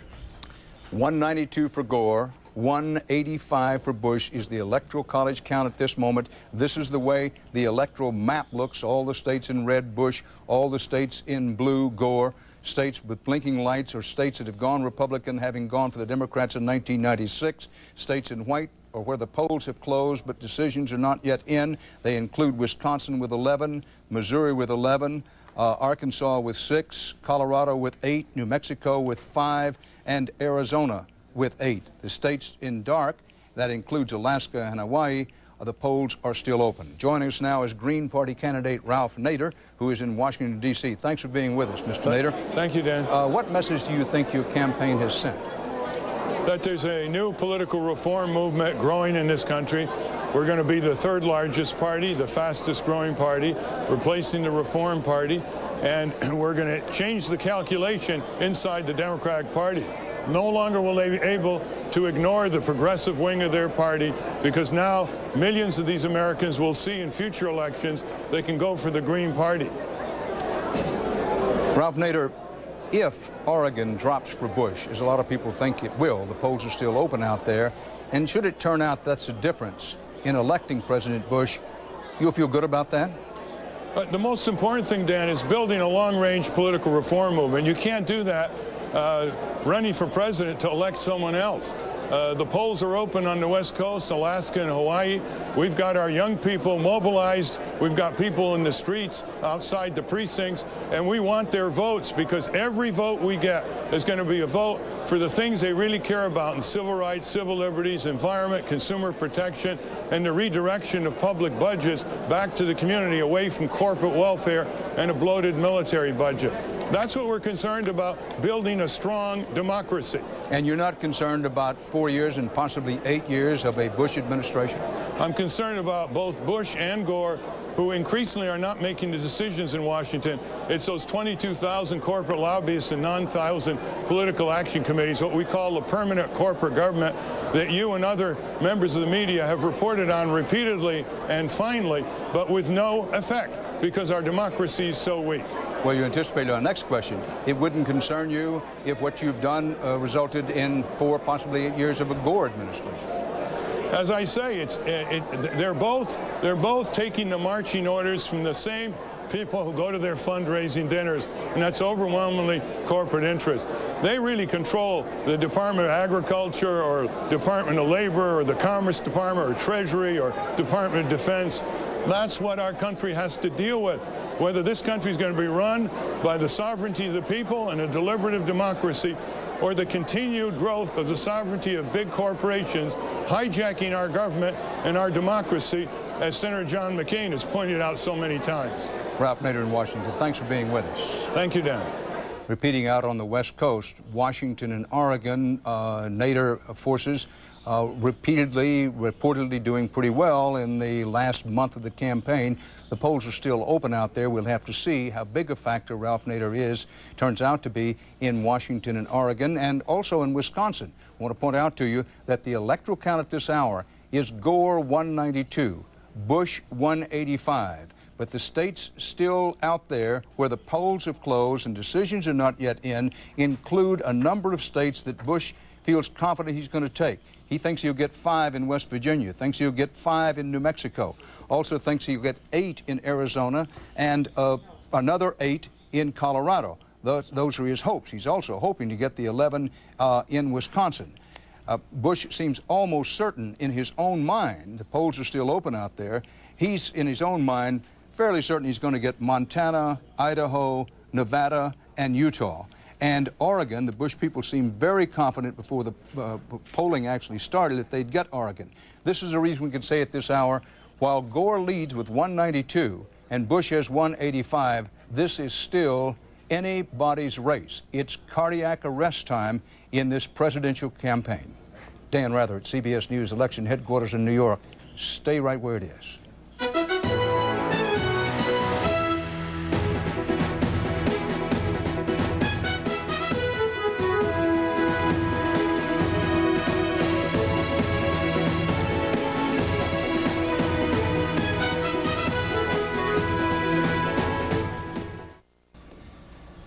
Back at CBS News election headquarters in New York, excruciatingly close. Al Gore, 192 electoral votes. George Bush with 185. It takes 270 to win. This is the way the Electoral College map looks. All the red won by Bush. A lot of small states, but some big ones too, including Texas. And where the blinking lights are in red, those are states that have gone Republican that went Democratic in the 1996 campaign. A state of the moment, if you will, might be Wisconsin with 11 electoral votes.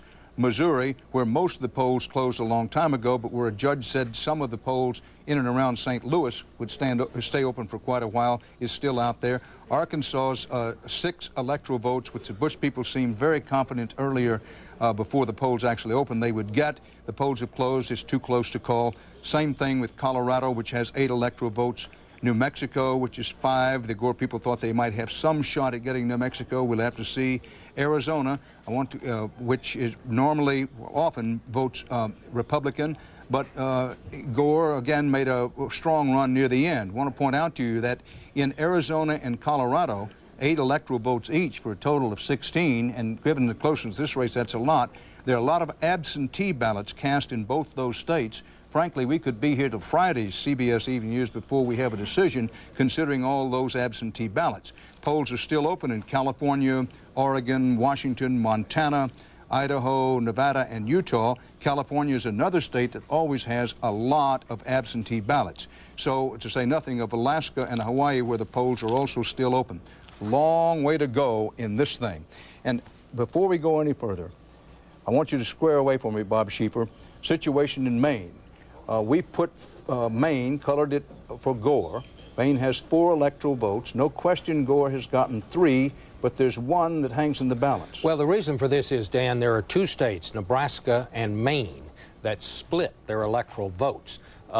There is in 1 congressional district, it is very, very close, too close to call whether it will be Gore or Bush who wins that electoral vote. In the meantime, we have just given, arbitrarily, 3 electoral votes in Maine to Mr. Gore. We don't know how the other vote is going to go. That clears up the addition discrepancy right now. So if you're keeping count with his home, here's another way to put this, and then we'll move on to other more important things. However, remember, as close as this thing is, call 911 time has been for a couple of hours. 1 electoral vote could make a lot of difference. Maine has 4 electoral votes.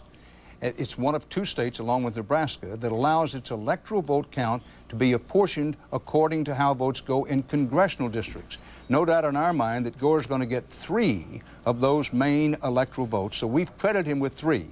In the other congressional district in Maine, remember, electoral votes go by congressional districts. In the other congressional district, it's so close that we're holding that out. So for those of you doing arithmetic at home, never mind the mathematics, that's how that goes. Now we're going to go to Anthony Mason, who's got some of the exit poll data. But Anthony, just before we come to you, we're having a beautiful look at you. Let's go back to this electoral vote. I can't remember, not in my lifetime, has it been this close at this hour, with the exception of the 1960 Kennedy-Nixon race and the 1968 Humphrey-Nixon race. Has it been this close at this particular hour? And now, Anthony Mason, when those voters came out of the polls, they told us why the race is so tight. Well, Dan, let's take a look at these numbers, because this is going to give you a sense of where we are and why it's still this close. First, take a look at 4 key groups that both Bush and Gore fought very hard to win. They make up the middle ground, that is the battleground in this election. First, the middle class. Our exit poll shows us it is a virtual tie. Now move to independent voters. Again, that's voters with no party affiliation, but again, we have a dead heat here. Among moderate voters, Gore does have a healthy lead, but when you go further and look at suburban voters, Bush, well, we have a virtual tie. According to the margin of error, there's basically no difference here. 4 reasons, Dan, why this race is still so snug at this hour. Anthony Mason, snug, hardly says it. 192 for Gore. 185 for Bush. Bush still has an excellent chance to win, because keep in mind he's believed to have great strength in the Rocky Mountain states, and while individually each one has low electoral vote totals. For example, Montana and Idaho only have 3. Nevada and Utah have 4. Still, it adds up, particularly at this hour. And keep in mind that the Bush people are fairly confident, or at least they were before people actually started voting, that partly because of Nader's strength in Oregon, that they might be able to carry Oregon. But we'll see about that. Now, in the battle, who's going to control the Senate, not yet decided, but the Republicans have the upper hand. Let's talk about, with 34 Senate races up tonight, the Republicans have won 12, and they only have to get to 15 to assure that they have control of the Senate. Not assured yet, but it may get there. Now, we're going to break for commercial, then come back and talk about the House of Representatives, so stay right here with us.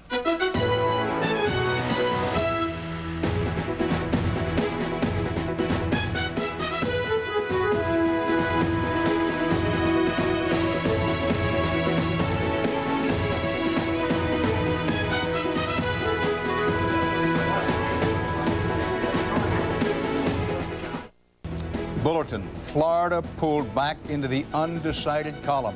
Computer and data problem. One of the CBS News election night headlines of the hour. This knockdown, drag-out battle drags on into the night, and turn the lights down, the party just got wilder. Florida comes out of the Gore column, back up in the air. This doesn't mean that Bush doesn't carry Florida. What it means is big trouble down there with data and computers in Florida. To err is human. To really foul up requires a computer, and that's what's happened with Florida. Everybody that we know of had put Florida into the Gore column some time ago. Now we're pulling it back into the undecided column because some bad data came from certain precincts in Florida.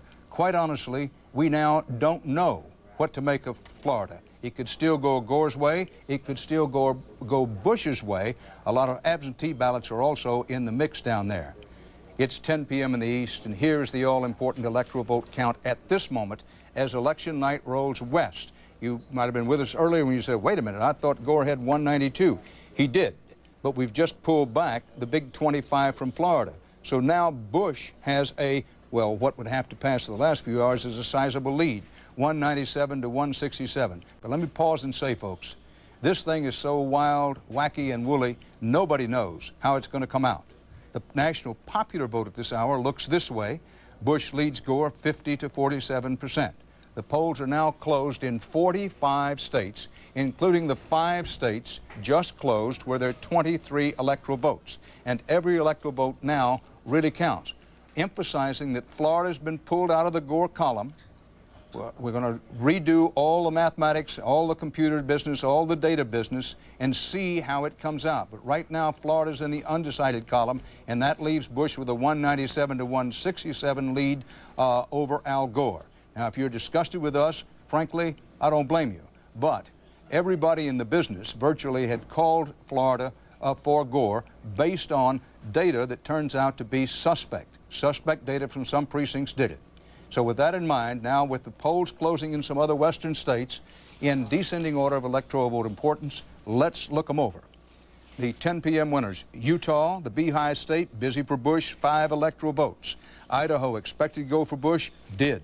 He's rolling them up big time now out in the west, small electoral votes, but as close as this thing has been, everyone counts. Montana, treasure state of treasure for Bush. Polls have just closed in these states, but the races are too close to call. Iowa with 7, Nevada with 4.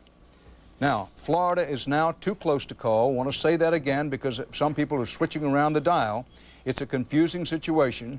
To review very quickly, and let's give you a look at the Electoral College map as we explain this. Fairly early on in the evening, Florida's 25 electoral votes were put in Gore's column based on what we believed and most other people believed at the time. I know of nobody who didn't believe it. Data from various precincts in Florida. It turns out some of that data is suspect, and so to be as cautious as we can and to level as straight as we can with you in the audience, we pulled Florida back its 25 electoral votes, put it in the undecided column. Now, that will have the Bush people in Austin jumping out of their seats like they were stabbed with hat pins, because if Bush should carry Florida, it's sayonara for Gore. It's mathematically possible for Gore to still win and not have Florida in his column, but as a practical matter, to put it bluntly, ain't going to happen. Now, all the states in red have gone for Bush. The blinking lights indicate Louisiana, Tennessee, Gore's home state, Kentucky, and Ohio all voted Democratic in 1996. This time they voted for Bush. The other states in white, besides Florida, are states where we say, okay, the polls have closed. That includes Missouri with 11, includes Wisconsin with 11, Iowa with 7, Arkansas, with 6. All of these states, the polls have closed a long time ago. West Virginia, the polls closed there hours ago, as well as New Hampshire. Polls have closed, no decision yet. Also out west, New Mexico, Arizona, Nevada, and Colorado, polls have closed, no decision yet. It may yet come down to the Pacific Coast states where the polls are still open: California, Oregon, Washington, Alaska, and Hawaii. We don't know. Our national map is filled with colors. The polls remain open only on the West Coast, Hawaii, and Alaska. Now, the Senate seats up for grabs, too. Here are the winners in the states where the polls closed at 10 p.m. Utah Senate. Orrin Hatch returned for a 5th term. That's a hold-on for the GOP. New Hampshire goes for Bush. New Hampshire has 4 electoral votes. That will up Governor Bush's total to 197. Bush now to 201. Beg your pardon. 201 for Bush now, 167 for Gore, since Florida has been pulled back to the undecided column. Now, you may say to yourself, Vice President Bush is beginning to hear the first faint whisper of the axe. But it's too early to say that he's out of it. Certainly it's advantage Bush now, and here's why. Let's go to the map. Bush has 201 electoral college votes, now 212. Missouri goes for Bush. Could be that the lights are going out for Al Gore and his hopes of being president. Missouri, 11 electoral votes. Blinking light means it went for Clinton Gore in 1996. Now it's gone for Bush. With Florida pulled back to the undecided column, previously colored for Gore, regardless of how Florida goes now, it's getting very late for Gore to stage a comeback. But a comeback he could make. It's odds against. This is one of those situations where it's late in the game. Gore has a chance, but only a chance. It's beginning to look increasingly as if the advantage is with George Bush. In fact, there's no doubt about it. He has 212 electoral votes. Gore has 167. So, Ed Bradley, let me say this, that the Republicans have held on to their Senate seat. No, it's a turnover in Nevada. The Republicans have picked up a Senate seat in Nevada, so that means that the Democrats' chance of controlling the U.S. Senate, you can just about say, adios, been good to see you, not going to happen. As things stand this hour, the Republicans have an excellent chance of winning the presidency, controlling the Senate, and at least a fair chance for controlling the House, although it's too early to say that. Now, Ed Bradley, keeping in mind that George Bush is moving very, very close now to the point where he will have won the presidency, not there yet, what should we be watching besides explaining over and over again the embarrassment of this Florida call having to be pulled back? I think we should be taking a look at where the independent voters are going in those states that are still out there. Because if you look at these calls that you just made, for example, in Missouri, the vice president pretty much won the Democrats, Bush won the Republicans, but the voters there, 23% of them are independents, and most of those, 54%, went for George Bush. In New Hampshire, 49% of the people who voted there identified themselves as John McCain voters. You could call them independents. And almost 60% of them voted for Bush. So take a look at those states out there, particularly Oregon and Washington, where Nader is a factor, and you're looking at independent voters or independent-minded voters.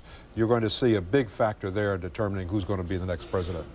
Ed Bradley, we said earlier in the evening at one point that Governor Bush would probably be as mad as a rain-down rooster with his brother Jeb Bush, the governor of Florida, because at that point, everybody we can think of, everybody in the business had moved Florida everybody we know of had moved Florida into the Gore camp. Now you can bet that brother George Bush is on the phone to his brother, if indeed he isn't speaking to him in person, and saying, well, got to tell you, brother, I like it better in the undecided column. Let's have no confusion.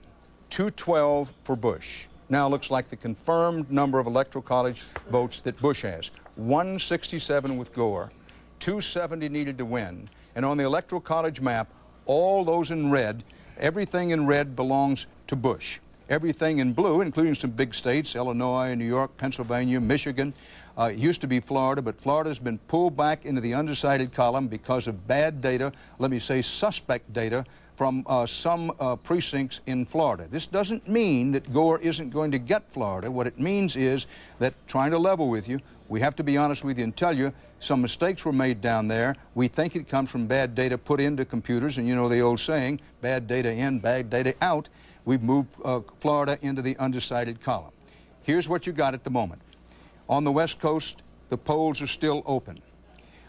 Where George Bush is he only has to take a few more states. And certainly if he gets Florida, that's just about game, set, and match. But let's set Florida aside for a moment. If Bush takes a majority of the states in white, that includes Nevada, Arizona, New Mexico, Colorado, Iowa, and Wisconsin, as well as Arkansas, it takes a majority of those states and takes anything from the West Coast, then whatever happens in Florida, Bush will win. It isn't to say that Bush has won. It is to say he's nearing the point when we will say he will be the next president of the United States. And for Al Gore, he's hanging by a thread his hopes for the presidency at this moment, since Bush has 212 and Gore has 167. Bill Whitaker is at what I gather, Bill, is the joyous Bush headquarters in Austin. Well, Dan, the crowd went wild when Bush won Missouri. Now, right now, the governor is back at the governor's mansion with his wife, his mother and father, watching the returns. After speaking with operatives in Florida and with Governor Tom Ridge of Pennsylvania, George Bush all evening has been disputing the early calls on Florida and Pennsylvania. This was Governor Ridge calling. It just happened to be calling when y'all came up, and he doesn't believe the projections. He believes there's a lot of votes still outstanding, that we've had heavy turnouts in what he calls the T of Pennsylvania. We're getting the same report out of Florida as well. The networks called this thing awfully early, but the people actually counting the votes are coming up with a little different perspective. And so I'm pretty darn upbeat about things. Now, the campaign has said all along, keep your eye on Missouri. They're very optimistic, but they also say they're expecting a long, nerve-wracking night. Dan? Well, this will settle the nerves some, Bill Whitaker. West Virginia, Bush, 5 electoral votes in West Virginia. That makes your electoral vote map look as follows. Keep 217 for Bush, 167 for Gore, with 270 needed to win. You will note that Florida's in white. That means because of bad data, suspect data, out of some precincts in Florida, we pull Florida back from the Gore column and say it's undecided. We frankly don't know how it's going to go. A lot of absentee ballots to count down there. The Bush people thought those absentee ballots might pull it out. Now, Pennsylvania, with 23 electoral votes, been colored blue for a long time as going for Gore. You just heard Governor Bush say that he's been told by Governor Tom Ridge, whom we spoke to earlier in the evening, that he still thinks he may win Pennsylvania. Things are getting very, very close to the time when George Bush can celebrate. But close only counts with hand grenades and horseshoes, so close may not be good enough. But by any reasonable analysis, Bush has the whip hand at the moment. 217 to 167 in the Electoral College. Dan Rather in New York. Stick here with us. We'll be right back with you. CBS News Election Night coverage is sponsored in part by Compaq. Welcome to the new IT, Inspiration Technology from Compaq. Back at CBS News election headquarters in New York. This much tension you can't cut with a saw. It requires a blowtorch. 217 for Bush, 167 for Gore. A crushing, possibly crushing moment for Gore earlier, but actually don't put it that way, because Florida has been pulled back from the Gore column. Everybody we know of said some time ago, okay, Florida's going from Gore. That's what was spitted out of the computers with the data. But some data from some precincts turns out to be suspect. We pulled it back. If Gore doesn't win, it will be crushing for him, because we've said from the beginning, in fact, many Democrats said from the beginning, hard to make a case that Bush won't win if Gore doesn't take Florida. Well, now we don't know how Florida is going to go. This is the way the map looks at this hour. It takes 270 electoral votes to win. Bush has 217. We think that's hard. Gore has 167. Now, the Republicans, including Governor Bush, are disputing the 23 in Pennsylvania. We still feel confident about that, but we're checking and double checking. And as you've seen, we're not afraid to say we were wrong if we've been wrong. We rarely are wrong. In Florida, clearly, we were wrong to call it as early as we did. We can't say how it's going to go. Now, can Gore still win? yes, he still can win, but he virtually has to run the table of states that are toss-up and are not yet decided. Here's why. Let's go back to the map for just a moment. All the states in red belong to Bush. The blinking lights are states that went for Clinton-Gore in '96 and have gone Republican this time around. Now, the polls have closed in the states that are white here: Wisconsin, Iowa, Arkansas, New Mexico, Colorado, Arizona, and Nevada. The polls have not yet closed out on the Pacific coast and in Alaska or in Hawaii. Gore has carried 13 states plus the District of Columbia. That's what gives him the 167 electoral votes. Bush has carried 24 states with 217 electoral votes. Now, Bob Schieffer, you've been doing a little doodling over here on this presidential race. For those who hold out hope that Gore may yet come from behind again and pull this out, what's he got to do?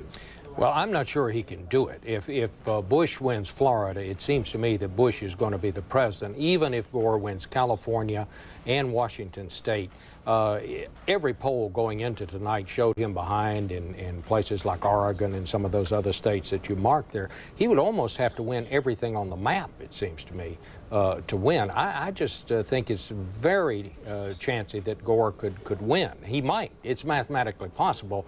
But if Gore gets Florida, I don't see how it happens. So I think we're going to end this night the way we started, with our eye on Florida and what happened there. Well, and that may take a very long time. Ed Bradley, Bush winds up carrying West Virginia. That's a state that voted Clinton-Gore in 1996. What happened there? Well, I think that he was perceived as being a candidate who favored the environment, and people felt that he had moved to the left on issues like gun control, like the environment, pollution, things of that nature, and that he didn't sit with them the way he did 4 years ago, the way the president did. Now, here's the way the Electoral College count stands at the moment: 217 for Bush, 167 for Gore, and the Electoral College map looks this way. All the red states, and that includes 24 states, have gone in the Bush column. The ones blinking, that includes Missouri, Louisiana, Tennessee, Gore's home state, Kentucky, Ohio, and now West Virginia, are turnover states going the Republicans' way in this presidential election. 24 states with 217 Electoral College votes for Bush, 13 states with 167 Electoral College votes for Gore. Is it possible for Gore to still win? Yes. Is it probable that he's going to win? By any reasonable analysis, one must say no, but that's the reason we'll stay here for a long time, because keep in mind that while Florida's been pulled back into the undecided column, and the Bush people are still confident that they're going to win it, it's in the undecided column. Should it go back into Gore's column, that would once again change the arithmetic, although perhaps not enough to give Gore the presidency. Our CBS News coverage will continue in a moment. The Electoral College count: 217 Bush, 167 for Gore.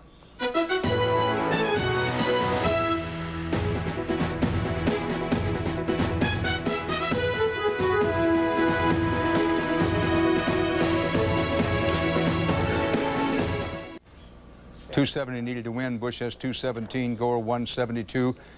New Mexico goes to Vice President Gore. Color it blue. Some hope for Gore. His hopes are waning, but he has carried New Mexico, considered a toss-up state. And Leslie Stahl, in the battle for the House, we have a situation where we could wind up with a Republican president, beginning to look that way, although not there yet. Could wind up with again a Republican Senate. What is the situation in the House? Could end up with a Republican House. The Dems needed 7, net gain of 7. So far, only 1. We should point out, though, that most of the members of the House will be reelected because incumbency is so strong. Look at this. 1994, 91% of incumbents in the House who ran for election won. 1996, 94% of incumbents won. 98% of incumbents won. So we're going to see that most of the people who are there now will be back. Dan. 217 in the Electoral College for Bush, 172 for Gore, since he's won New Mexico with 270 needed to win. Florida's been pulled back into the undecided column. Folks, this is not over. It leans toward Bush, but it is not over. Dan Rather at CBS News Election Headquarters in New York. Bush leads, maybe near victory, but then again, maybe not. That's the CBS News Election Night headline at this hour. Advantage Bush, the hour of decision may be drawing near. underscoring may.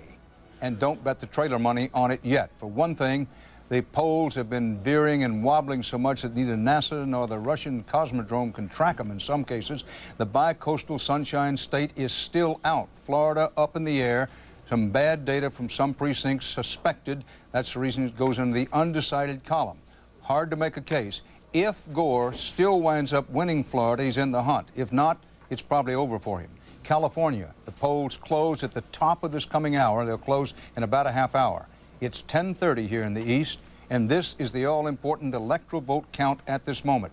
Bush 217, Gore 172. Remember, it takes 270 win. This is where the national popular vote stands at this hour. A 1 percentage point difference between the two. No poll closings here at the bottom of this hour, but plenty more heart-pumping twists on the roller coaster ride, with 217 for Bush, 117 for Gore, 172 for Gore, 217 for Bush, 172 for Gore. The map looks this way. The important states to watch: Florida, again, all important. Been moved back into the undecided column, unusual situation, but it's in the undecided column. So is Arkansas, and so is Iowa. Iowa has 7 electoral votes. Wisconsin has 11. Colorado with 8. The polls have closed there. No decision. Arizona has 8. No decision there. Nevada has 4. Polls closed. Don't know how it's going to go. Widely expected to go for Bush. Now, if Florida should move back into the Gore column, and then Gore could carry all of the West Coast states, Washington, Oregon, and California, Gore, mathematically, it's still possible. But there is no question, let's leave no doubt about it. The advantage at this hour is clearly Bush. Unless there's some dramatic turn, that may be the way it goes. Now, Leslie Stahl reported to you earlier that while we can't say so with any definition, that the present trends would indicate the Republicans hold on, perhaps by a very small margin, to their control in the House of Representatives. Bob Schieffer, Hillary Clinton has held on to a Democratic seat in New York, but what about the Senate race? Republicans likely to hold on to control there? Well, just to kind of add to the wackiness of this evening, at this point, the Democrats have made a net gain of 1 seat. They've won 3 of the Senate races tonight. They've lost 2. So they have 1 more than they started the evening with. We still have some races out there: Michigan, Montana, Washington State, and Missouri, where Republicans were facing very tough opposition. If the Democrats can win 3 of those 4 races and hold the seat that they have now in Nebraska, we're going to wind up with a Senate that is 50 Democrats and 50 Republicans. And if one of those Democrats who wins tonight is in Missouri, that Democrat will be the appointed senator, the widow Carnahan. So, I mean, what a weird evening we're having here, and this just kind of adds to it. Well, the word goofy comes to mind, but might be a tad strong, but I'm not so sure. But if it winds up to be 50-50 in the Senate, and the Republicans win the presidency, as Bush is now poised to do but has not yet done, that would mean Dick Cheney, the vice president, would be the deciding vote. So he would have a full-time job. He would move up to the Capitol. He could only vote in case of a tie, but it would be very hard. None of the senators could ever afford to miss a vote on either side, because if they did, it would no longer be 50-50. So they'd all have to stay in town all the time for every vote, and Dick Cheney would be the deciding vote when the Senate split along party line. Bob Schieffer. Folks, it doesn't get much more interesting than this, and as a matter of fact, it doesn't get much more important than this, that the presidency is hanging the balance. As we've said, I think this is the 3rd time, but want to underscore and italicize it. It's advantage Bush, but he's not yet there completely. Bush leads in the electoral count, 217 to 172, with 270 needed to win. Florida comes back to be a big number. Hard to make a case that Gore can win if he doesn't actually get Florida. And yes, early in the evening we were saying Florida was in the Gore column. Some suspect data was discovered. We pulled it back to the undecided column. Now, if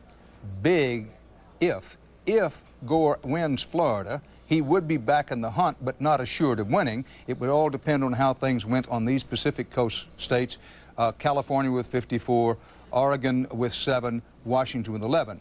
I do want to note, because Tom Ridge, who's the governor of Pennsylvania, pretty straight shooter, very straight shooter in fact, has told Governor Bush that he, Tom Ridge, is not convinced that Pennsylvania's 23 electoral votes actually should be colored blue for Gore. Now, we've checked and double-checked, and we feel confident in keeping Pennsylvania in the Gore column, period. I won't say at least for now, but I feel obliged to say that Tom Ridge has told Governor Bush he thinks Pennsylvania might go for Bush. So right now, Bush, too early to say he has the whip hand, but certainly things are shaded toward him. The good book says the race is not always to the swift, nor the battle to the strong, but as a reporter you have to say that's the way to bet it.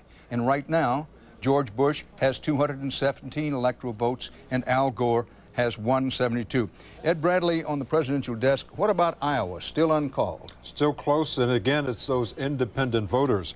30% of the voters in Iowa are independent, and it's breaking almost right down the middle. Gore getting 46%, Bush 45%.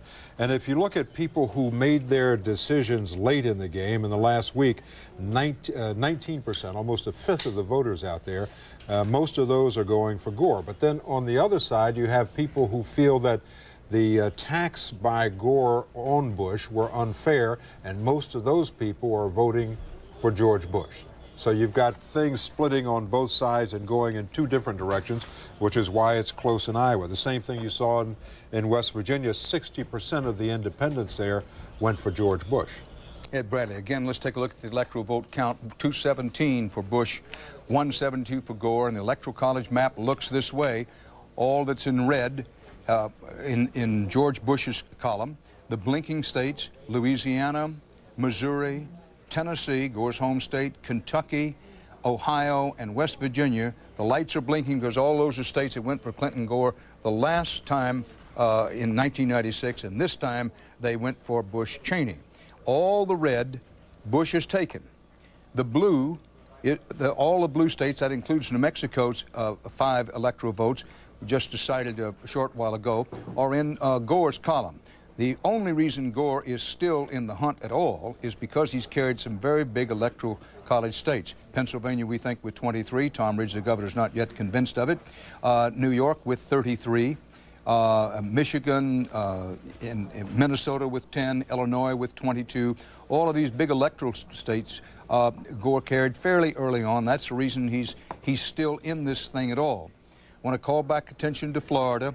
It's in the undecided column now, being pulled out from Gore blue.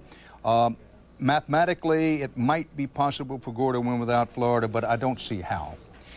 Everything now depends for Gore on whether Florida moves back and is finally put in his column. And again, I want to say to you, we may not know that for a long time. A lot of absentee ballots were cast in Florida. The Bush people think they got a large, if not overwhelming amount of those absentee ballots. And I remember, I think it was in 1996, maybe it was 1998.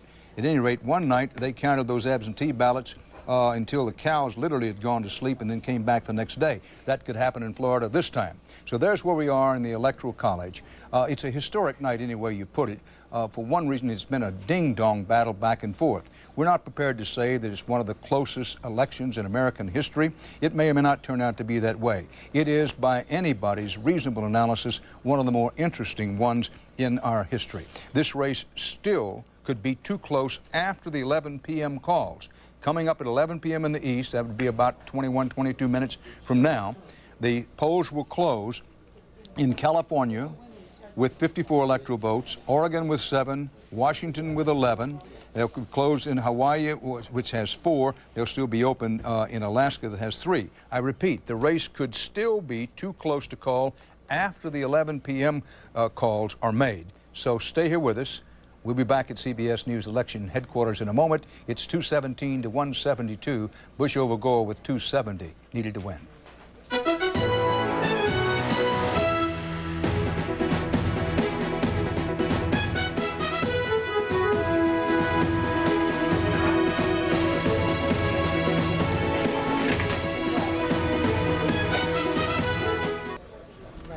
Back at CBS News election headquarters in New York.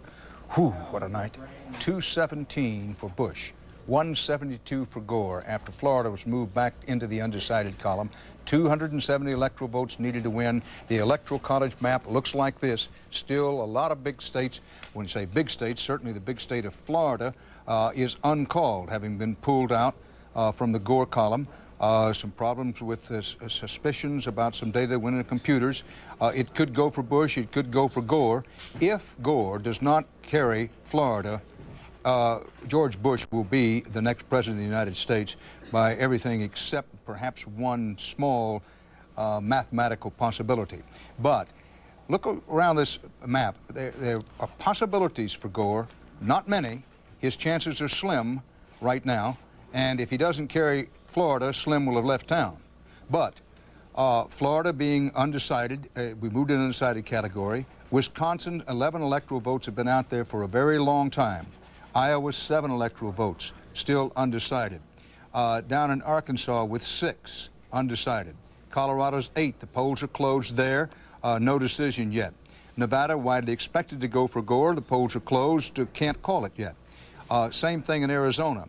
A lot of strange predictions were being made in the last week or 10 days about Arizona, generally speaking, partly because of strong absentee balloting, which the Republicans do well in. The Bush people are fairly confident they have Arizona, but the polls have closed. We haven't called it yet. Everything now depends on whether Gore actually wins Florida or not. The Bush people are feeling, once again, very confident that they've got Florida, but if Gore actually winds up carrying Florida, which is now in some doubt, we can't say, and was to carry California and get Washington and Oregon and perhaps Iowa and Wisconsin, you're saying, well, you're stretching a little bit rather. That's what we're paid to do here, tell you what the possibilities are. We've said it's clearly advantage Bush, but there's a long way to go, because even after the closing times on the West Coast, I'm looking up at the clock, 16 minutes or so from now, we still may not know definitely who's going to be the next president of the United States. Now, all through the evening, Anthony Mason has been looking at the exit poll data. And Anthony, who did the best job of getting their base out tonight? Well, Dan, we've already talked about how the middle class, the independents, the suburban voters have all split down the middle. So the question is, where is George W. Bush getting his edge at this hour? Well, it's among those core Republican voters you're talking about. Take a look at the big board. Bush has captured more of the Republican vote. 90% of Republicans voted for Bush today than his father did 8 years ago and then Dole did 4 years ago. One reason for that is that the white religious right has been more enthusiastic for Bush as a candidate. They've come out much more strongly for Bush than they did for Dole 4 years ago. So, Dan, mobilizing that core Republican vote has been critical for George Bush tonight. And is the reason that Bush is poised to win the presidency, has not yet won it. It's 217 for Bush, 172 to 2 for Gore, with 270 needed to win. And while a Bush bandwagon began to roll in a way when the mountain states began to come in, the Midwest states and the plain states began to come in, and Florida was pulled back from the Gore column. But as Tony Kornheiser of the Washington Post might say, the bandwagon is resting right now. No decision in the presidential race. Gloria Borgia, a lot of talk about Democratic Union muscle, and indeed they did it for Gore in Michigan. What did the Republicans do to match that? Well, the Republicans knew that Labor was going to spend $45 million in an unprecedented get-out-the-vote effort on behalf of Al Gore. So about a year and a half ago, they established committees they called victory committees in 28 battleground states, and they decided they were going to match Labor dollar for dollar. In fact, they're spending more than Labor. They're spending $56 million on an unprecedented get-out-the-vote effort of their own. They're trying to get this base that Anthony Mason was talking about, and in some states that's working, like Ohio, West Virginia, and Missouri. We're going to have to see, Dan, whether it works for them in Wisconsin and whether their efforts to get out the vote in Florida, in the end, will work for the Bush campaign. Gloria Borgia, on the $3 billion election campaign, $3 billion spent this year on these American elections, President, Senate, and House. The electoral count is 217 Bush, 172 Gore. It's hanging there at the moment with 270 needed to win, hanging there partly because the polls have not yet closed in the Pacific Coast states, California, Oregon, and Washington, and because these states in white, the polls have closed, but we do not yet have decisions. George Bush has won all the states in red. Gore has won the states in blue. The only reason Gore is still in the race is because he's carried these big states, New York, Pennsylvania, Michigan, Minnesota, Illinois. That's the only reason he's still in the race. It's getting to the point where the Bush people can probably barely restrain themselves from celebrating, but when it's this close, everybody takes a deep breath and says, well, maybe, but not yet there. We'll be back here at CBS.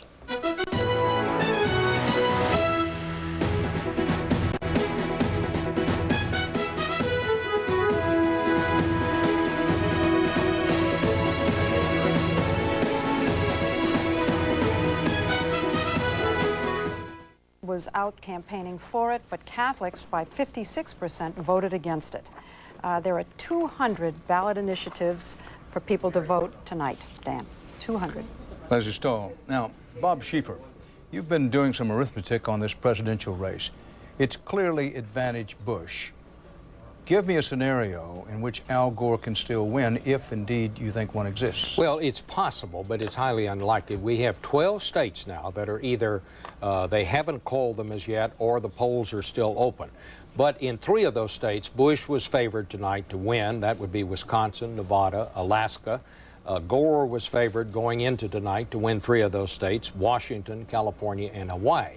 So you might say we really have only 6 really undecided states at this point: Arkansas, Colorado, Oregon, Arizona, Iowa, and then, of course, Florida. Now, if George Bush wins Florida, all he has to do, if the others come out as we think they are, all he has to do is win either Arkansas, Colorado, Oregon, Arizona, or Iowa to win the election. That just shows you how close it is. Ed Bradley. You know, I think Nader's getting about 6% in Washington and Oregon, so that's hurting the vice president out there. But just looking at the numbers, everyone has to look at Florida. If, as expected, Gore gets the 54 votes from California, that would give him 226. That means he would need another 44 votes. Without Florida, I don't see 44 votes out there for him. And Leslie Stahl, you've been saying all night long that in the early indications before voting started was that Nader would make enough difference in Oregon to give it to Bush. That's correct. Bush, Oregon. But the thinking was nearby Washington was supposed to go to Gore. So they were basically going to split those 2. I don't know what the Nader vote is going to do. These are 2 states by both of those states. But we may not know. In Washington, for instance, as I said before, for days because of the absentee ballots. Well, and that's a good point you make, Leslie, that while we have said repeatedly that the race is now clearly shaded toward Governor Bush, since he has 217 electoral votes and Vice President Gore has 172, with the electoral map looking this way, clearly shaded toward Bush, it is still mathematically possible for Al Gore to win, provided Al Gore actually wins Florida, which we've moved back into the undecided column. Maybe a long way to go. It sometimes happens this way in these races. It gets down close, almost a decision, but not yet. Dan Rather at CBS News Election Headquarters in New York. Be right back with you. Gore wins California, goes back into the electoral vote lead. That's among the CBS News Election Night headlines of this hour. Gore strikes gold in California with 54 electoral votes, but it may not be the mother lode he needs to be elected president. Mark it. The presidential race is still too close to call, but with a tilt and teeter still toward Bush at the moment. It's 11 o'clock in the East. This is the electoral vote count. Gore has won 16 states, including California, plus the District of Columbia, for 230 electoral votes. Bush has won 24 states, has a total of 217. It takes 270 to win. Hillary Clinton has won a big Senate race in New York, and Chuck Robb has been defeated in Virginia. This is the up-to-the-minute popular vote count for the presidential race. This is the popular vote count. 49% Bush, 48% Gore. Polls now closed in all states but Alaska, with the 4 states just closed, including California, single biggest prize of the night. Let's take a quick look. California goes for Gore, 54 big electoral votes there. Hawaii, Gore in Hawaii. Alaska, the polls are not yet closed. No winner yet. No call can be made in the race for the White House because Washington State and Oregon are still out there, among others. Remember, take a look at the electoral vote map. In addition to Washington and Oregon, Oregon has 7 electoral votes. Washington has 11. Florida, with 25 big electoral votes, is now in the undecided column. It may yet decide this presidential race. Arkansas with 6. Iowa with 7, Wisconsin with 11, Colorado with 8 electoral votes. All of these states, the polls have closed. No decision as yet. The presidential election hangs in the balance. This is election night on CBS.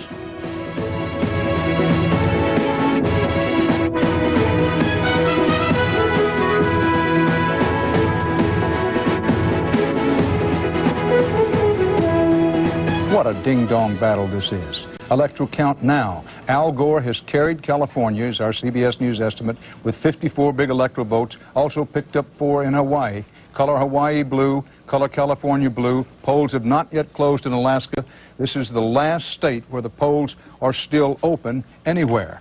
But there's some big states out there, including Florida and Wisconsin and Washington State, not to mention Oregon, that still have considerable electoral votes. Now, in the Senate races, California Senate Dianne Feinstein has held on to a Democratic seat in the Senate in California, and Senator Daniel Akaka has been returned for a second term. That's a hold on for the Democrats. Right now, it's hard to say who's going to control the new Senate. In the Washington State Senate race, which is one that might decide who controls the next Senate, no decision yet. That race was expected to be close, and apparently it is. Now, we started the night, 34 Senate races. The Democrats needed to win 20 of those 34. So far, as you can see, they won 15. The Republicans need to win 15 to retain control of the Senate. They're 1 Senate seat short. A long way to go with this, but you could wind up with a 50-50 vote in the Senate, and that would mean if Bush happens to be elected, that Cheney would be the deciding vote in the Senate. We'll just have to see how that goes. Looks like the Republicans may retain control of the House. Hillary Clinton is making her winning acceptance address. From the bottom of my heart, thank you, New York.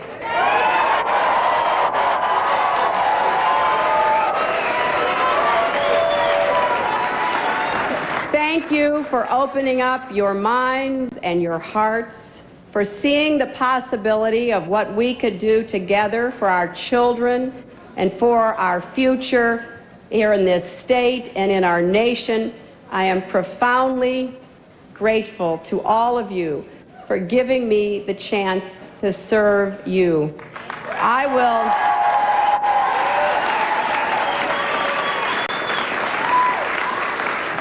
I will do everything I can to be worthy of your faith and trust and to honor the powerful example of Senator Daniel Patrick Moynihan.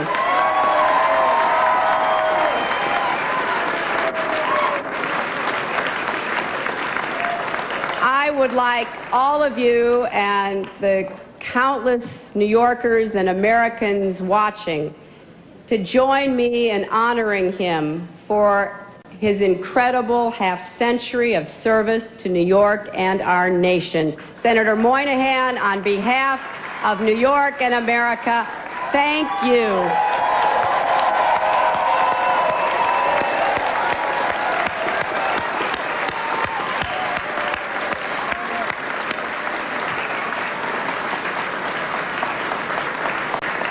And I thank Chuck Schumer for his generous support and friendship. He has been and will be a great champion for the people of New York, and I very much look forward to fighting by his side in the United States Senate. Hillary Clinton with her victory address. And give the woman credit. She fought an uphill race in the beginning, brought it through to a winner. Her opponent, Blasio, the congressman from Long Island, also fought an uphill race. He got in the race late, if you remember. Tremendous Senate race here in New York, won by Hillary Clinton. Now, if Al Gore loses his bid for the presidency, you'll hear people talking about Hillary Rodham Clinton as the next Democratic nominee for president. She has said repeatedly far too early to be thinking about that, but that won't keep a lot of other people from thinking about it. California's Governor Gray Davis would be thinking about making a run. North Carolina Senator John Edwards, a young comer from a mid-Atlantic state with a southern drawl, would also be looking at it. But it's far too early because right now, here's the way the presidential race looks. 230 for Gore. He's picked up California and Hawaii to go back in the lead. 217 for Bush. Gore has carried 16 states plus the District of Columbia for a total of 230 electoral votes. Bush has carried 24 states, all the states in red, Gore's are in blue, and Bush has 217 electoral votes. Where the lights are blinking, all in red, these are all states that Bush has carried that the Clinton-Gore team carried back in 1996. The presidency, the first full presidency of the 21st century, is still hanging in the balance. It takes 270 electoral votes to win. Everything may come back to, if you will, Florida. 25 electoral votes has been moved out of the Gore column and into the undecided column because of some poor data that went into computers early on. That's our excuse, and we're sticking to it.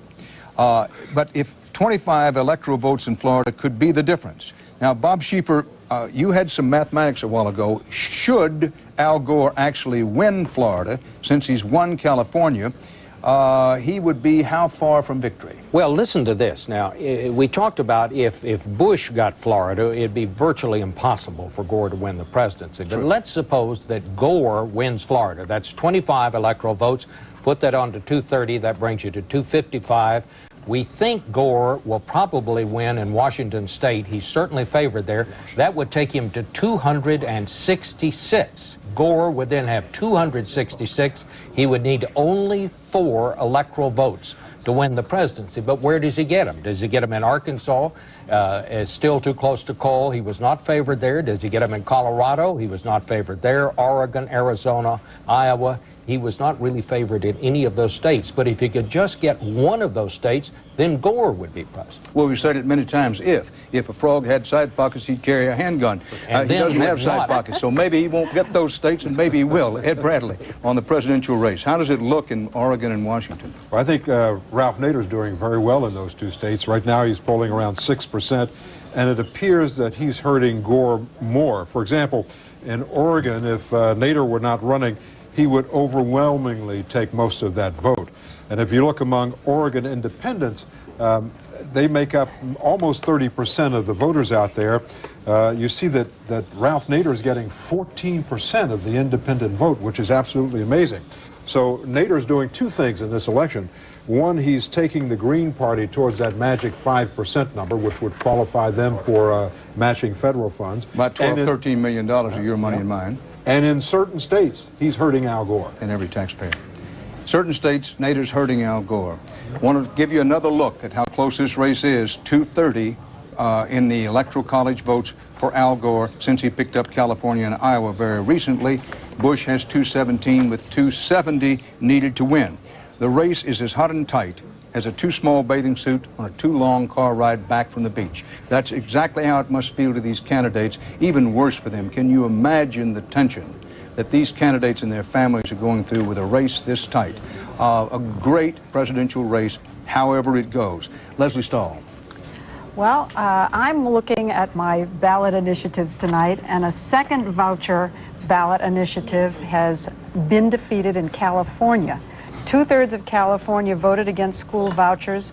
Supporters made a special effort to target minorities. 70% of blacks, 60% of Hispanics voted against school vouchers in California. This could be the nail in the coffin of the school voucher movement in the United States. Bob, let's talk about the control of the Senate. Now, there's an absolutely sizzling hot Senate race in Washington. Polls have closed there now, undecided in the Senate race, and we haven't called it the presidential race. Bring me up to date on the Senate race in Washington and the Senate overall. Well, Maria Cantwell, who is a wealthy former congressman, she made a lot of money when she left the Congress and went to work for one of the software firms out there, is challenging Slade Gordon, the longtime Republican senator out there. Now, if she beats him, and the Democrats managed to win some very tight races in Michigan, Montana, or Missouri, we will wind up with a 50-50 Senate. That is, if the Democrats hold Nebraska as they were expected to do. This is far from that. It just adds to the wackiness of the night. What's going to finally happen in the Senate? We may not know the answer here for a day or so. Well, and as far as control of the House goes, it's shaded toward the Republicans, but too early to say which way it's going to go, Leslie? Well, so far we only know of one Democratic pickup. We're now moving into California. This is their mother lode. There are 4 vulnerable Republicans. They could pick up the 4 there. Then they're very close. the other races that we're watching for them to pick up are too close to call all across the country, Dan. Let's go to Anthony Mason on late decides in the presidential race. Anthony, what have our exit polls told us about that? Dan, our exit poll shows today that 11% of voters made up their minds within the last 3 days, and they swung to Gore, but by a narrow margin, as you can see, 48 to 44%.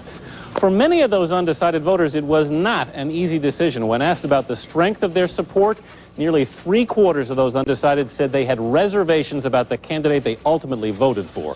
So they may have been reluctant, even tortured decisions, but they give a narrow edge to Al Gore. Dan? Anthony Mason.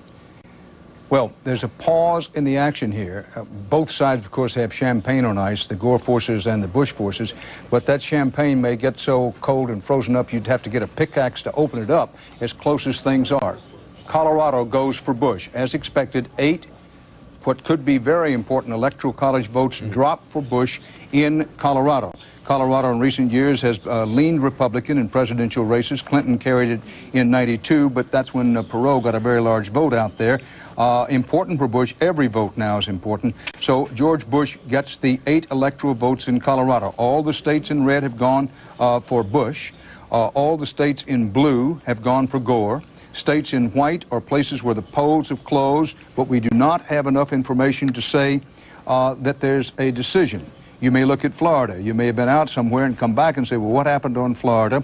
Suspect data went into computers. We pulled it back, put it in the undecided column. It could still go either way. The Bush people think they'll win it on the strength of majority and absentee ballots. The Gore people think they'll win it because they rank so strong in southeast Florida.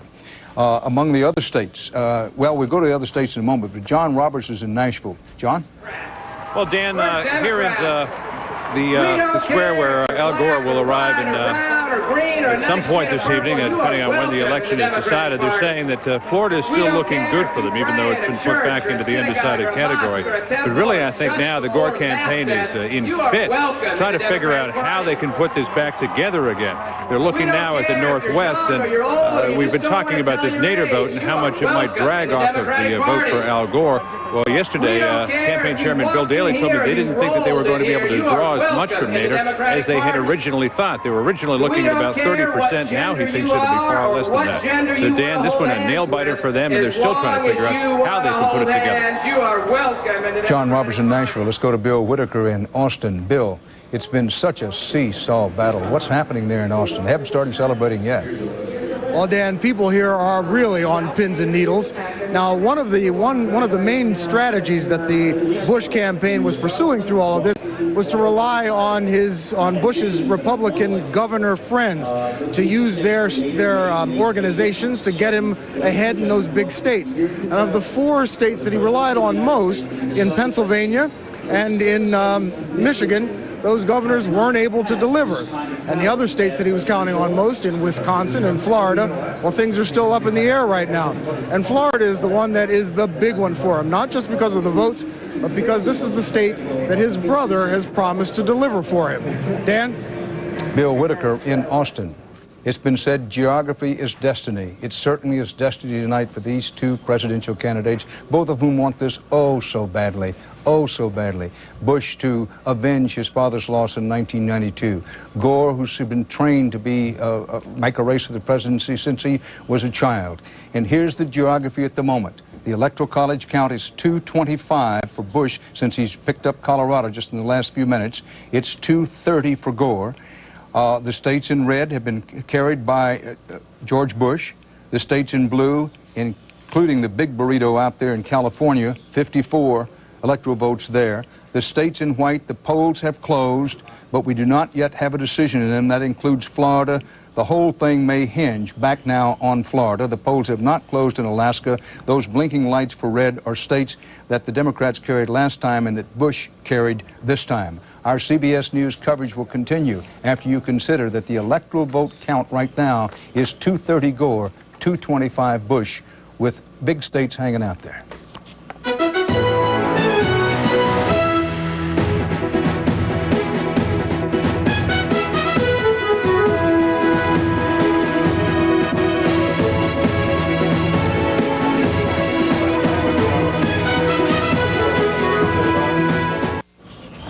.270 electoral college votes needed to win. Gore has 230. Bush has 225. Bush has carried 25 states. Gore 16 in the District of Columbia. The Senate, control of the Senate hangs in the balance at this hour, may depend on a close Senate race in Washington where the polls are closed, but we do not know the outcome of the Senate race and can't tell you how Washington's 11 electoral votes are going to go. Leslie Stahl on the House desk, what's it look like for control of the House? Well, we don't know. I have to be honest. We've had so few of the contested tight races coming in that it's very difficult to know at this point. Everything is very tight. So far, just one pickup. Remember, the Democrats to take over control need 7, and it doesn't look good for them, Dan. It does not look good. Shaded toward Republicans retaining control of the House. Bill Daley, Gore's campaign chairman, said that for the Dems to take over the House, they had to have a breeze from Gore. I'm not sure they're getting that breeze tonight. Bob Schieffer, bring us up to date on those tight Senate races. Well, Michigan, Montana, Washington State, Missouri, they're all still very close. In Michigan, the big issue seems to be prescription drugs. That also seems to be the issue in Montana. Missouri, this is that weird race where we had Mel Carnahan, who was a Democratic candidate, killed in a plane crash. The governor says that if Carnahan wins, that he will appoint his widow to that seat. But all of these races, Dan, are still too close to call. If the Democrats win 3 of them, as I've said before, and hold the seat in Nebraska, we'll have a 50-50 tie in the Senate. Bob, that New Jersey Senate race won by John Corzine for the Democrats, a hold on there. This guy spent $80 million in this race. He must have more money than Carter has little liver pills to spend that kind of money on a Senate race. Well, he has a whole lot. This is more money than Ross Perot spent on his presidential campaign, and we thought when Ross Perot spent $63 million, that was a lot of money to be spending. But this fellow has gone out and basically, I don't know another way to put it, he has basically bought himself a Senate race. So I guess if you congratulate him in the same way you would congratulate someone for being able to afford a big car. He wanted a Senate race and he bought one. Well, in fairness, let's say that you have to want it badly. You have to care enough about the country, care enough about public service in the country to put $80 million on the line. But let's move along this presidential race. Woo! 230 to 225. Gore leads Bush. But in some key ways, the race, you can read it, still shaded possibly toward Bush. Ed Bradley, tell us about those close, uncalled presidential races and why Bush still has a strong chance to win. You know, it's going to come down, Dan, to some of these states with 6, 7, 11 electoral votes that are going to decide who the next president of the United States is. You figure at a time of prosperity like this that people vote their pocketbooks. But you take a look at Oregon, which has 7 electoral votes, still too close to call. Gore is not getting credit for the economy. 82% of the people who voted today say that the national economy is good. But how did they vote? They divided just about evenly, about 47% for Gore, 45% for Bush. You go to Arkansas with 6 electoral votes. Bush is winning the younger voters there, those ages 18 to 29 and 30 to 44. He's also winning 50% of these young voters, and 61% of the voters in Arkansas had unfavorable things to say about how they felt about him. Nevada drops for Bush. Excuse me, Ed.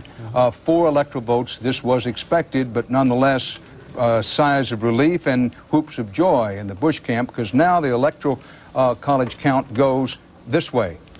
230 for Gore, 225 for Bush.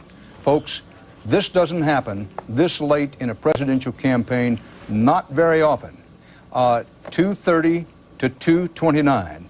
Doesn't get any closer than that. Bush moved up to 229 when he got Nevada's 4 electoral votes. 270 needed to win. This is the way the Electoral College map looks at this hour. Color Nevada red. It begins blinking, as is the case with every other blinking state in red. Nevada's a state that Clinton Gore carried the last time. Not so this time, and it could be decisive for George Bush. States to watch. Washington with 11. Polls are closed. Don't know how it's going to go. Oregon with 7. Again, don't know how it's going to go. Arizona with 8. You'd expect it to go for Bush, but who can say? Wisconsin with 11's been out there for a long time. Iowa with 7. Arkansas with 6. And Florida's Big 25 remains undecided. The Electoral College vote with 270 needed to win. 230 for Bush. 230 for Gore. 229 for Bush. It's seesawed back and forth, so we're bound to make those kinds of things. It may come down to Florida. We started the night saying it may be Florida that decides it. Florida's moved back into the undecided column, may yet be Florida that decides it. Our CBS News election night coverage will continue. Keep the dial right where it is. It's election night on CBS.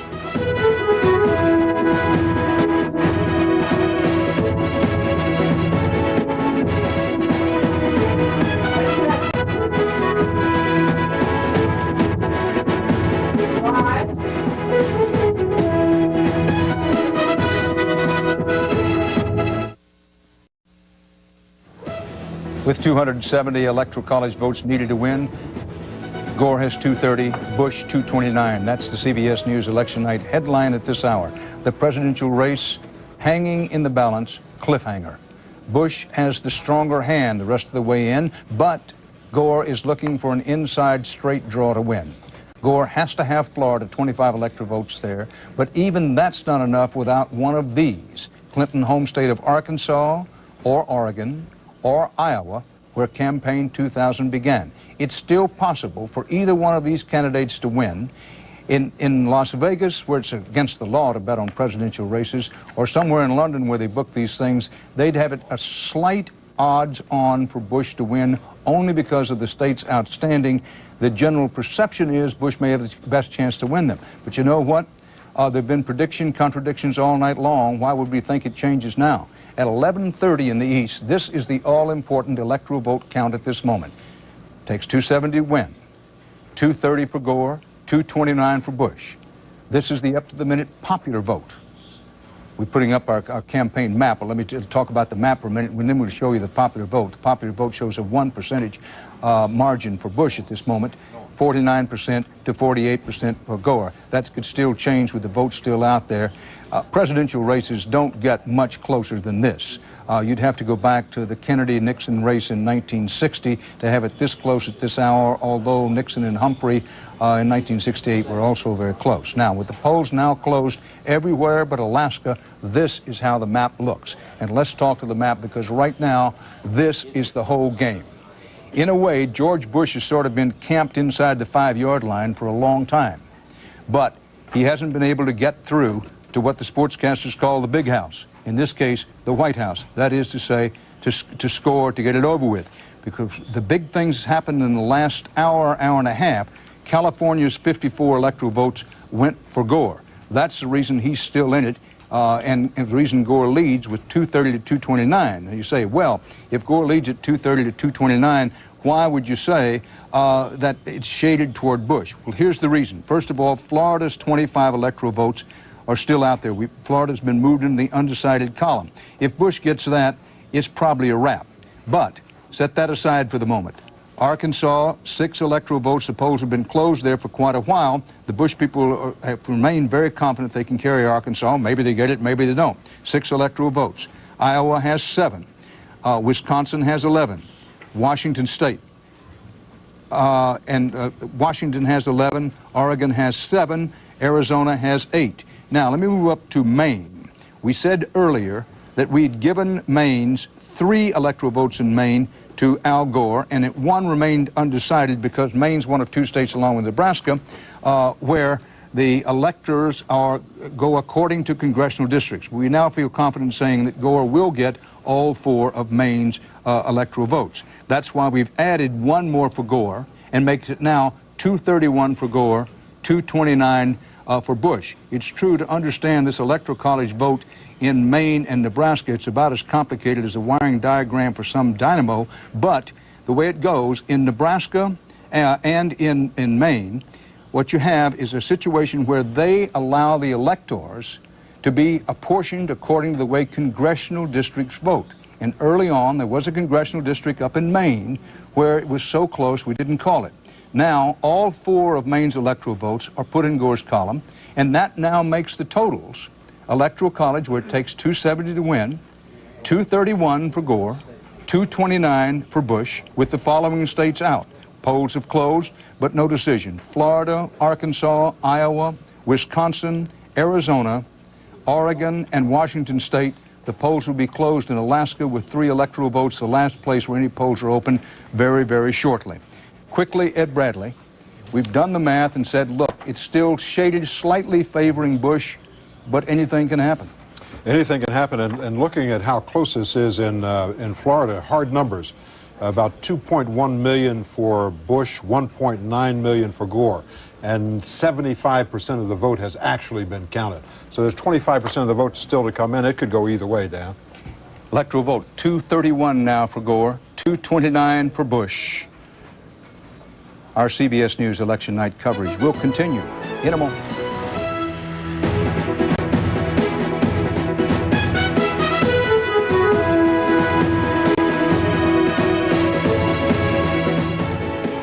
Welcome back to CBS News election headquarters in New York. What an election night. Let's pause and take a deep breath. Appreciate it for what it is. This is the dance of democracy. This is as close as we come to a kind of sacred time in this country. Election day, where people go to the polls, pull the curtain behind them, no one but you and the electronics or however you vote, just you and the ballot. This day, votes only talk, everything else walks. And we come here just before midnight in the East, with it couldn't be any closer. Gore 231, Bush 229. Now we'll take a look at some of these tick-tight presidential races. Let's take a look at them. First in Wisconsin, with 11 electoral votes in the presidential race. Trying to get it up for you here. Wisconsin, presidential. Let's send it and hope it gets up. This is the way it looks. Bush 48%, Gore 48%, Ralph Nader 4%. The Gore people will be cursing under their breath about that, whether they deserve to or not. They will be. 11 electoral votes at stake there in Wisconsin. Now, let's move on down to Iowa. 7 electoral votes there. Presidential race, this is the way it looks in Iowa, if we can get it up. You know, sometimes anchormen are not too good at this complicated machinery and electronics, but there it is, 7 electoral votes. Al Gore 50%, Bush 47%. That's with 63% of the precincts reporting out of Iowa. Slow vote count in Iowa. It could be a while before we know how this one turns out. Now, let's go to Arkansas. Arkansas has had the polls closed for a very long time, and in the Arkansas Senate race, this is the way, Arkansas presidential race, I'm sorry. 6 electoral votes. Bush leads 49% to 48% with only 53% of the precincts reporting. This shows you how tight it is. It's spandex tight in all of these races. So that gives you 3 in Wisconsin, Arkansas, and Iowa. Now, I'll call to your attention that out Washington State, the polls are closed. 11 electoral votes there. Gore is hoping against hope to get them, but there's a Nader factor there, also a Microsoft factor. Remember the Clinton-Gore Justice Department, as the Microsoft people like to call it, instituted antitrust action against Microsoft. Tough state for Gore. He could still carry 11 electoral votes there. Oregon, 7 electoral votes. Nader may have his strongest state in Oregon. We'll soon see. Anthony Mason's on our poll watch. How's Gore doing attracting Clinton voters over the night? Anthony, as we remind people, it's 231 to 229 with Gore in the electoral vote lead, 270 needed to win. Dan, we said earlier tonight that Bush had mobilized his Republican base. So how has Gore done with the coalition which Bill Clinton used to win 4 years ago? Well, significant erosion. Gore does have an edge here among 18 to 29-year-olds, but take a look 4 years ago. Bill Clinton won that same group, the youth vote, very handily. And when you look at Clinton's overall 96 base, you can see that 14% of those voters who voted for Clinton 4 years ago went for Bush this time. Now, it may seem like a small number, but it's enough to swing an election, and especially one this close. Dan? Anthony Mason. Electoral vote count. Al Gore, 231. George Bush, 229. If you're saying to yourself, well, a while ago it was 230 to 229, how'd Gore get that one extra? We've explained complicated situation in Maine. They do it by congressional districts, and there was one congressional district where it hung in the balance. But Gore gets all of Maine's 4 electoral votes. So now we move Gore to 231, Bush to 229. Go to the map again. Want to point out that all of the states in red are Bush's. The states where the lights are blinking, Nevada, Louisiana, Missouri, Tennessee, Gore's home state. What a heartbreaker that is for him. What a joy for the very confident Bush people who said all along it carried Tennessee. Kentucky's another one that the Republicans lost in 1996, got this time. Same story in Ohio, also in West Virginia. That's the reason those lights are blinking. Gore is still in the hunt. In fact, leads it now 231 to 229 with 270 needed to win, because Gore has won, among others, New York, Pennsylvania, Michigan, Illinois, and California, all big electoral vote states. Going to remind you again, I know you can say, well, I've heard that before, but Florida's 25 electoral votes loom very, very large at this hour. If Al Gore knew he was going to get the Florida 25 electoral votes, which at one time tonight he thought he had, he'd be feeling a lot better. As it stands now, the race, as we look ahead, shaded ever so slightly toward Bush, but it is not over. Bob Schieffer. Well, I'll tell you, Dan, I just keep adding and subtracting and trying to figure up one thing. I think we can probably say that we're not going to have an electoral tie. We kind of flirted with that from time to time. That would be 269 votes to 269. I'm adding and subtracting here. I can't find a way that that comes out. Bob Schieffer. It's 231 Gore, 229 Bush, with 270 needed to win. Our CBS News election coverage on this exciting, very interesting presidential election night will continue after these messages.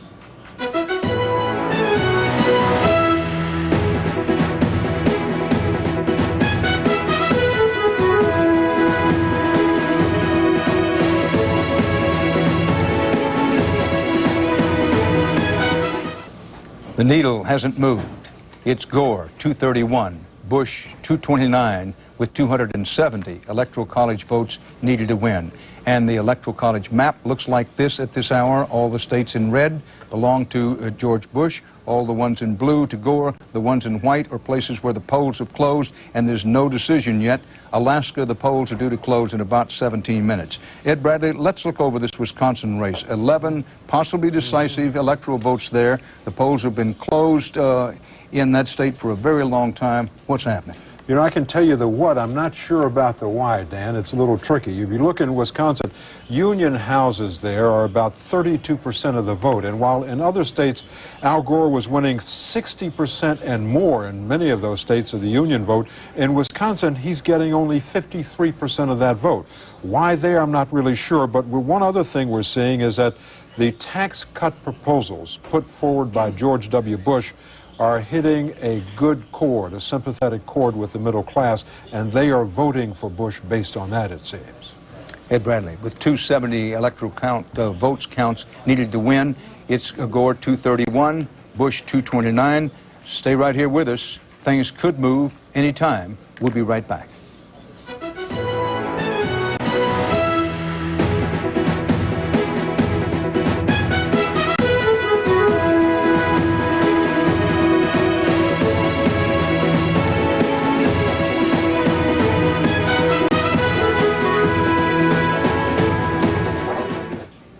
Gore leads Bush 231 to 237. Arizona dropped for President Bush. He picks up 8 electoral votes there. And now Bush has 237, Gore 231 with 270 needed to win. We've said it before, say it again. This is a back and forth, knock 'em down, get up, come back race. Bush now leads 237 to 231, and there has to be a sigh in the Gore camp because they were hoping against hope that they just might get Arizona. It generally goes Republican. The Republicans were expected to win it with a race this close. They were really hoping to get Arizona this late in the night. Not going to happen. The Gore people will be sighing and frowning. The Bush people will be smiling, but it's not over. But Bush now leads 237 to 231, having picked up Arizona's 8 electoral votes. 270 needed to win. So the map now looks this way. And by the way, Arizona's another state because it's blinking. That tells you that the Democrats carried it in 1996. They didn't this time. Same is true as Nevada. Same is true of Louisiana and Missouri and Tennessee, Kentucky, Ohio, and West Virginia. All states that the Democrats carried last time and that George Bush has carried this time. So Bush jumps out to the lead in the Electoral College, 237 to 231, having picked up Arizona's 8 electoral votes. That leaves on the map in the white. Let's go back to the map if you can, please. Florida with 25 electoral votes. Nobody knows how this is going to go. Arkansas, 6. Iowa, 7. Wisconsin, 11. Washington, 11. Oregon, 7.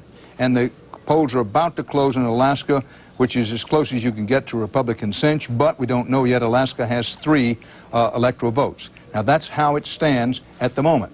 Other highlights of the night: Hillary Clinton's won a Senate seat, a hold on for the Democrats in New York. Chuck Roberts lost a Senate seat, a drop for the Democrats in Virginia. Looks like the Republicans may retain control of the Senate. Don't know yet. Could wind up to be 50-50 in the Senate. In the House, too early to say, might be shaded a bit toward Republicans holding on to control of the House as well. We're going to talk to Leslie Stahl about the governor's races, but first we're going to take this commercial break. Then we'll come back and talk about the presidential race and the governors.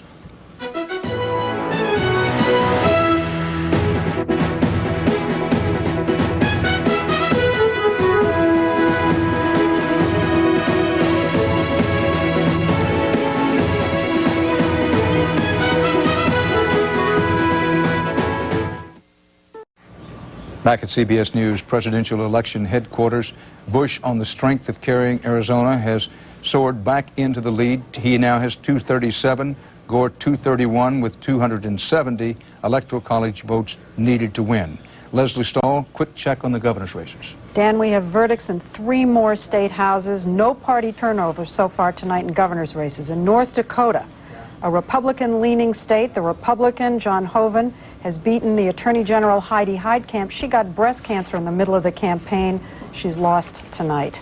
In Utah, another Republican-leaning state, the popular Republican incumbent Governor Mike Leavitt has won re-election tonight. And in the state of Washington, another popular, this time Democratic incumbent Gary Locke has won re-election. He's the first Asian American governor in U.S. history.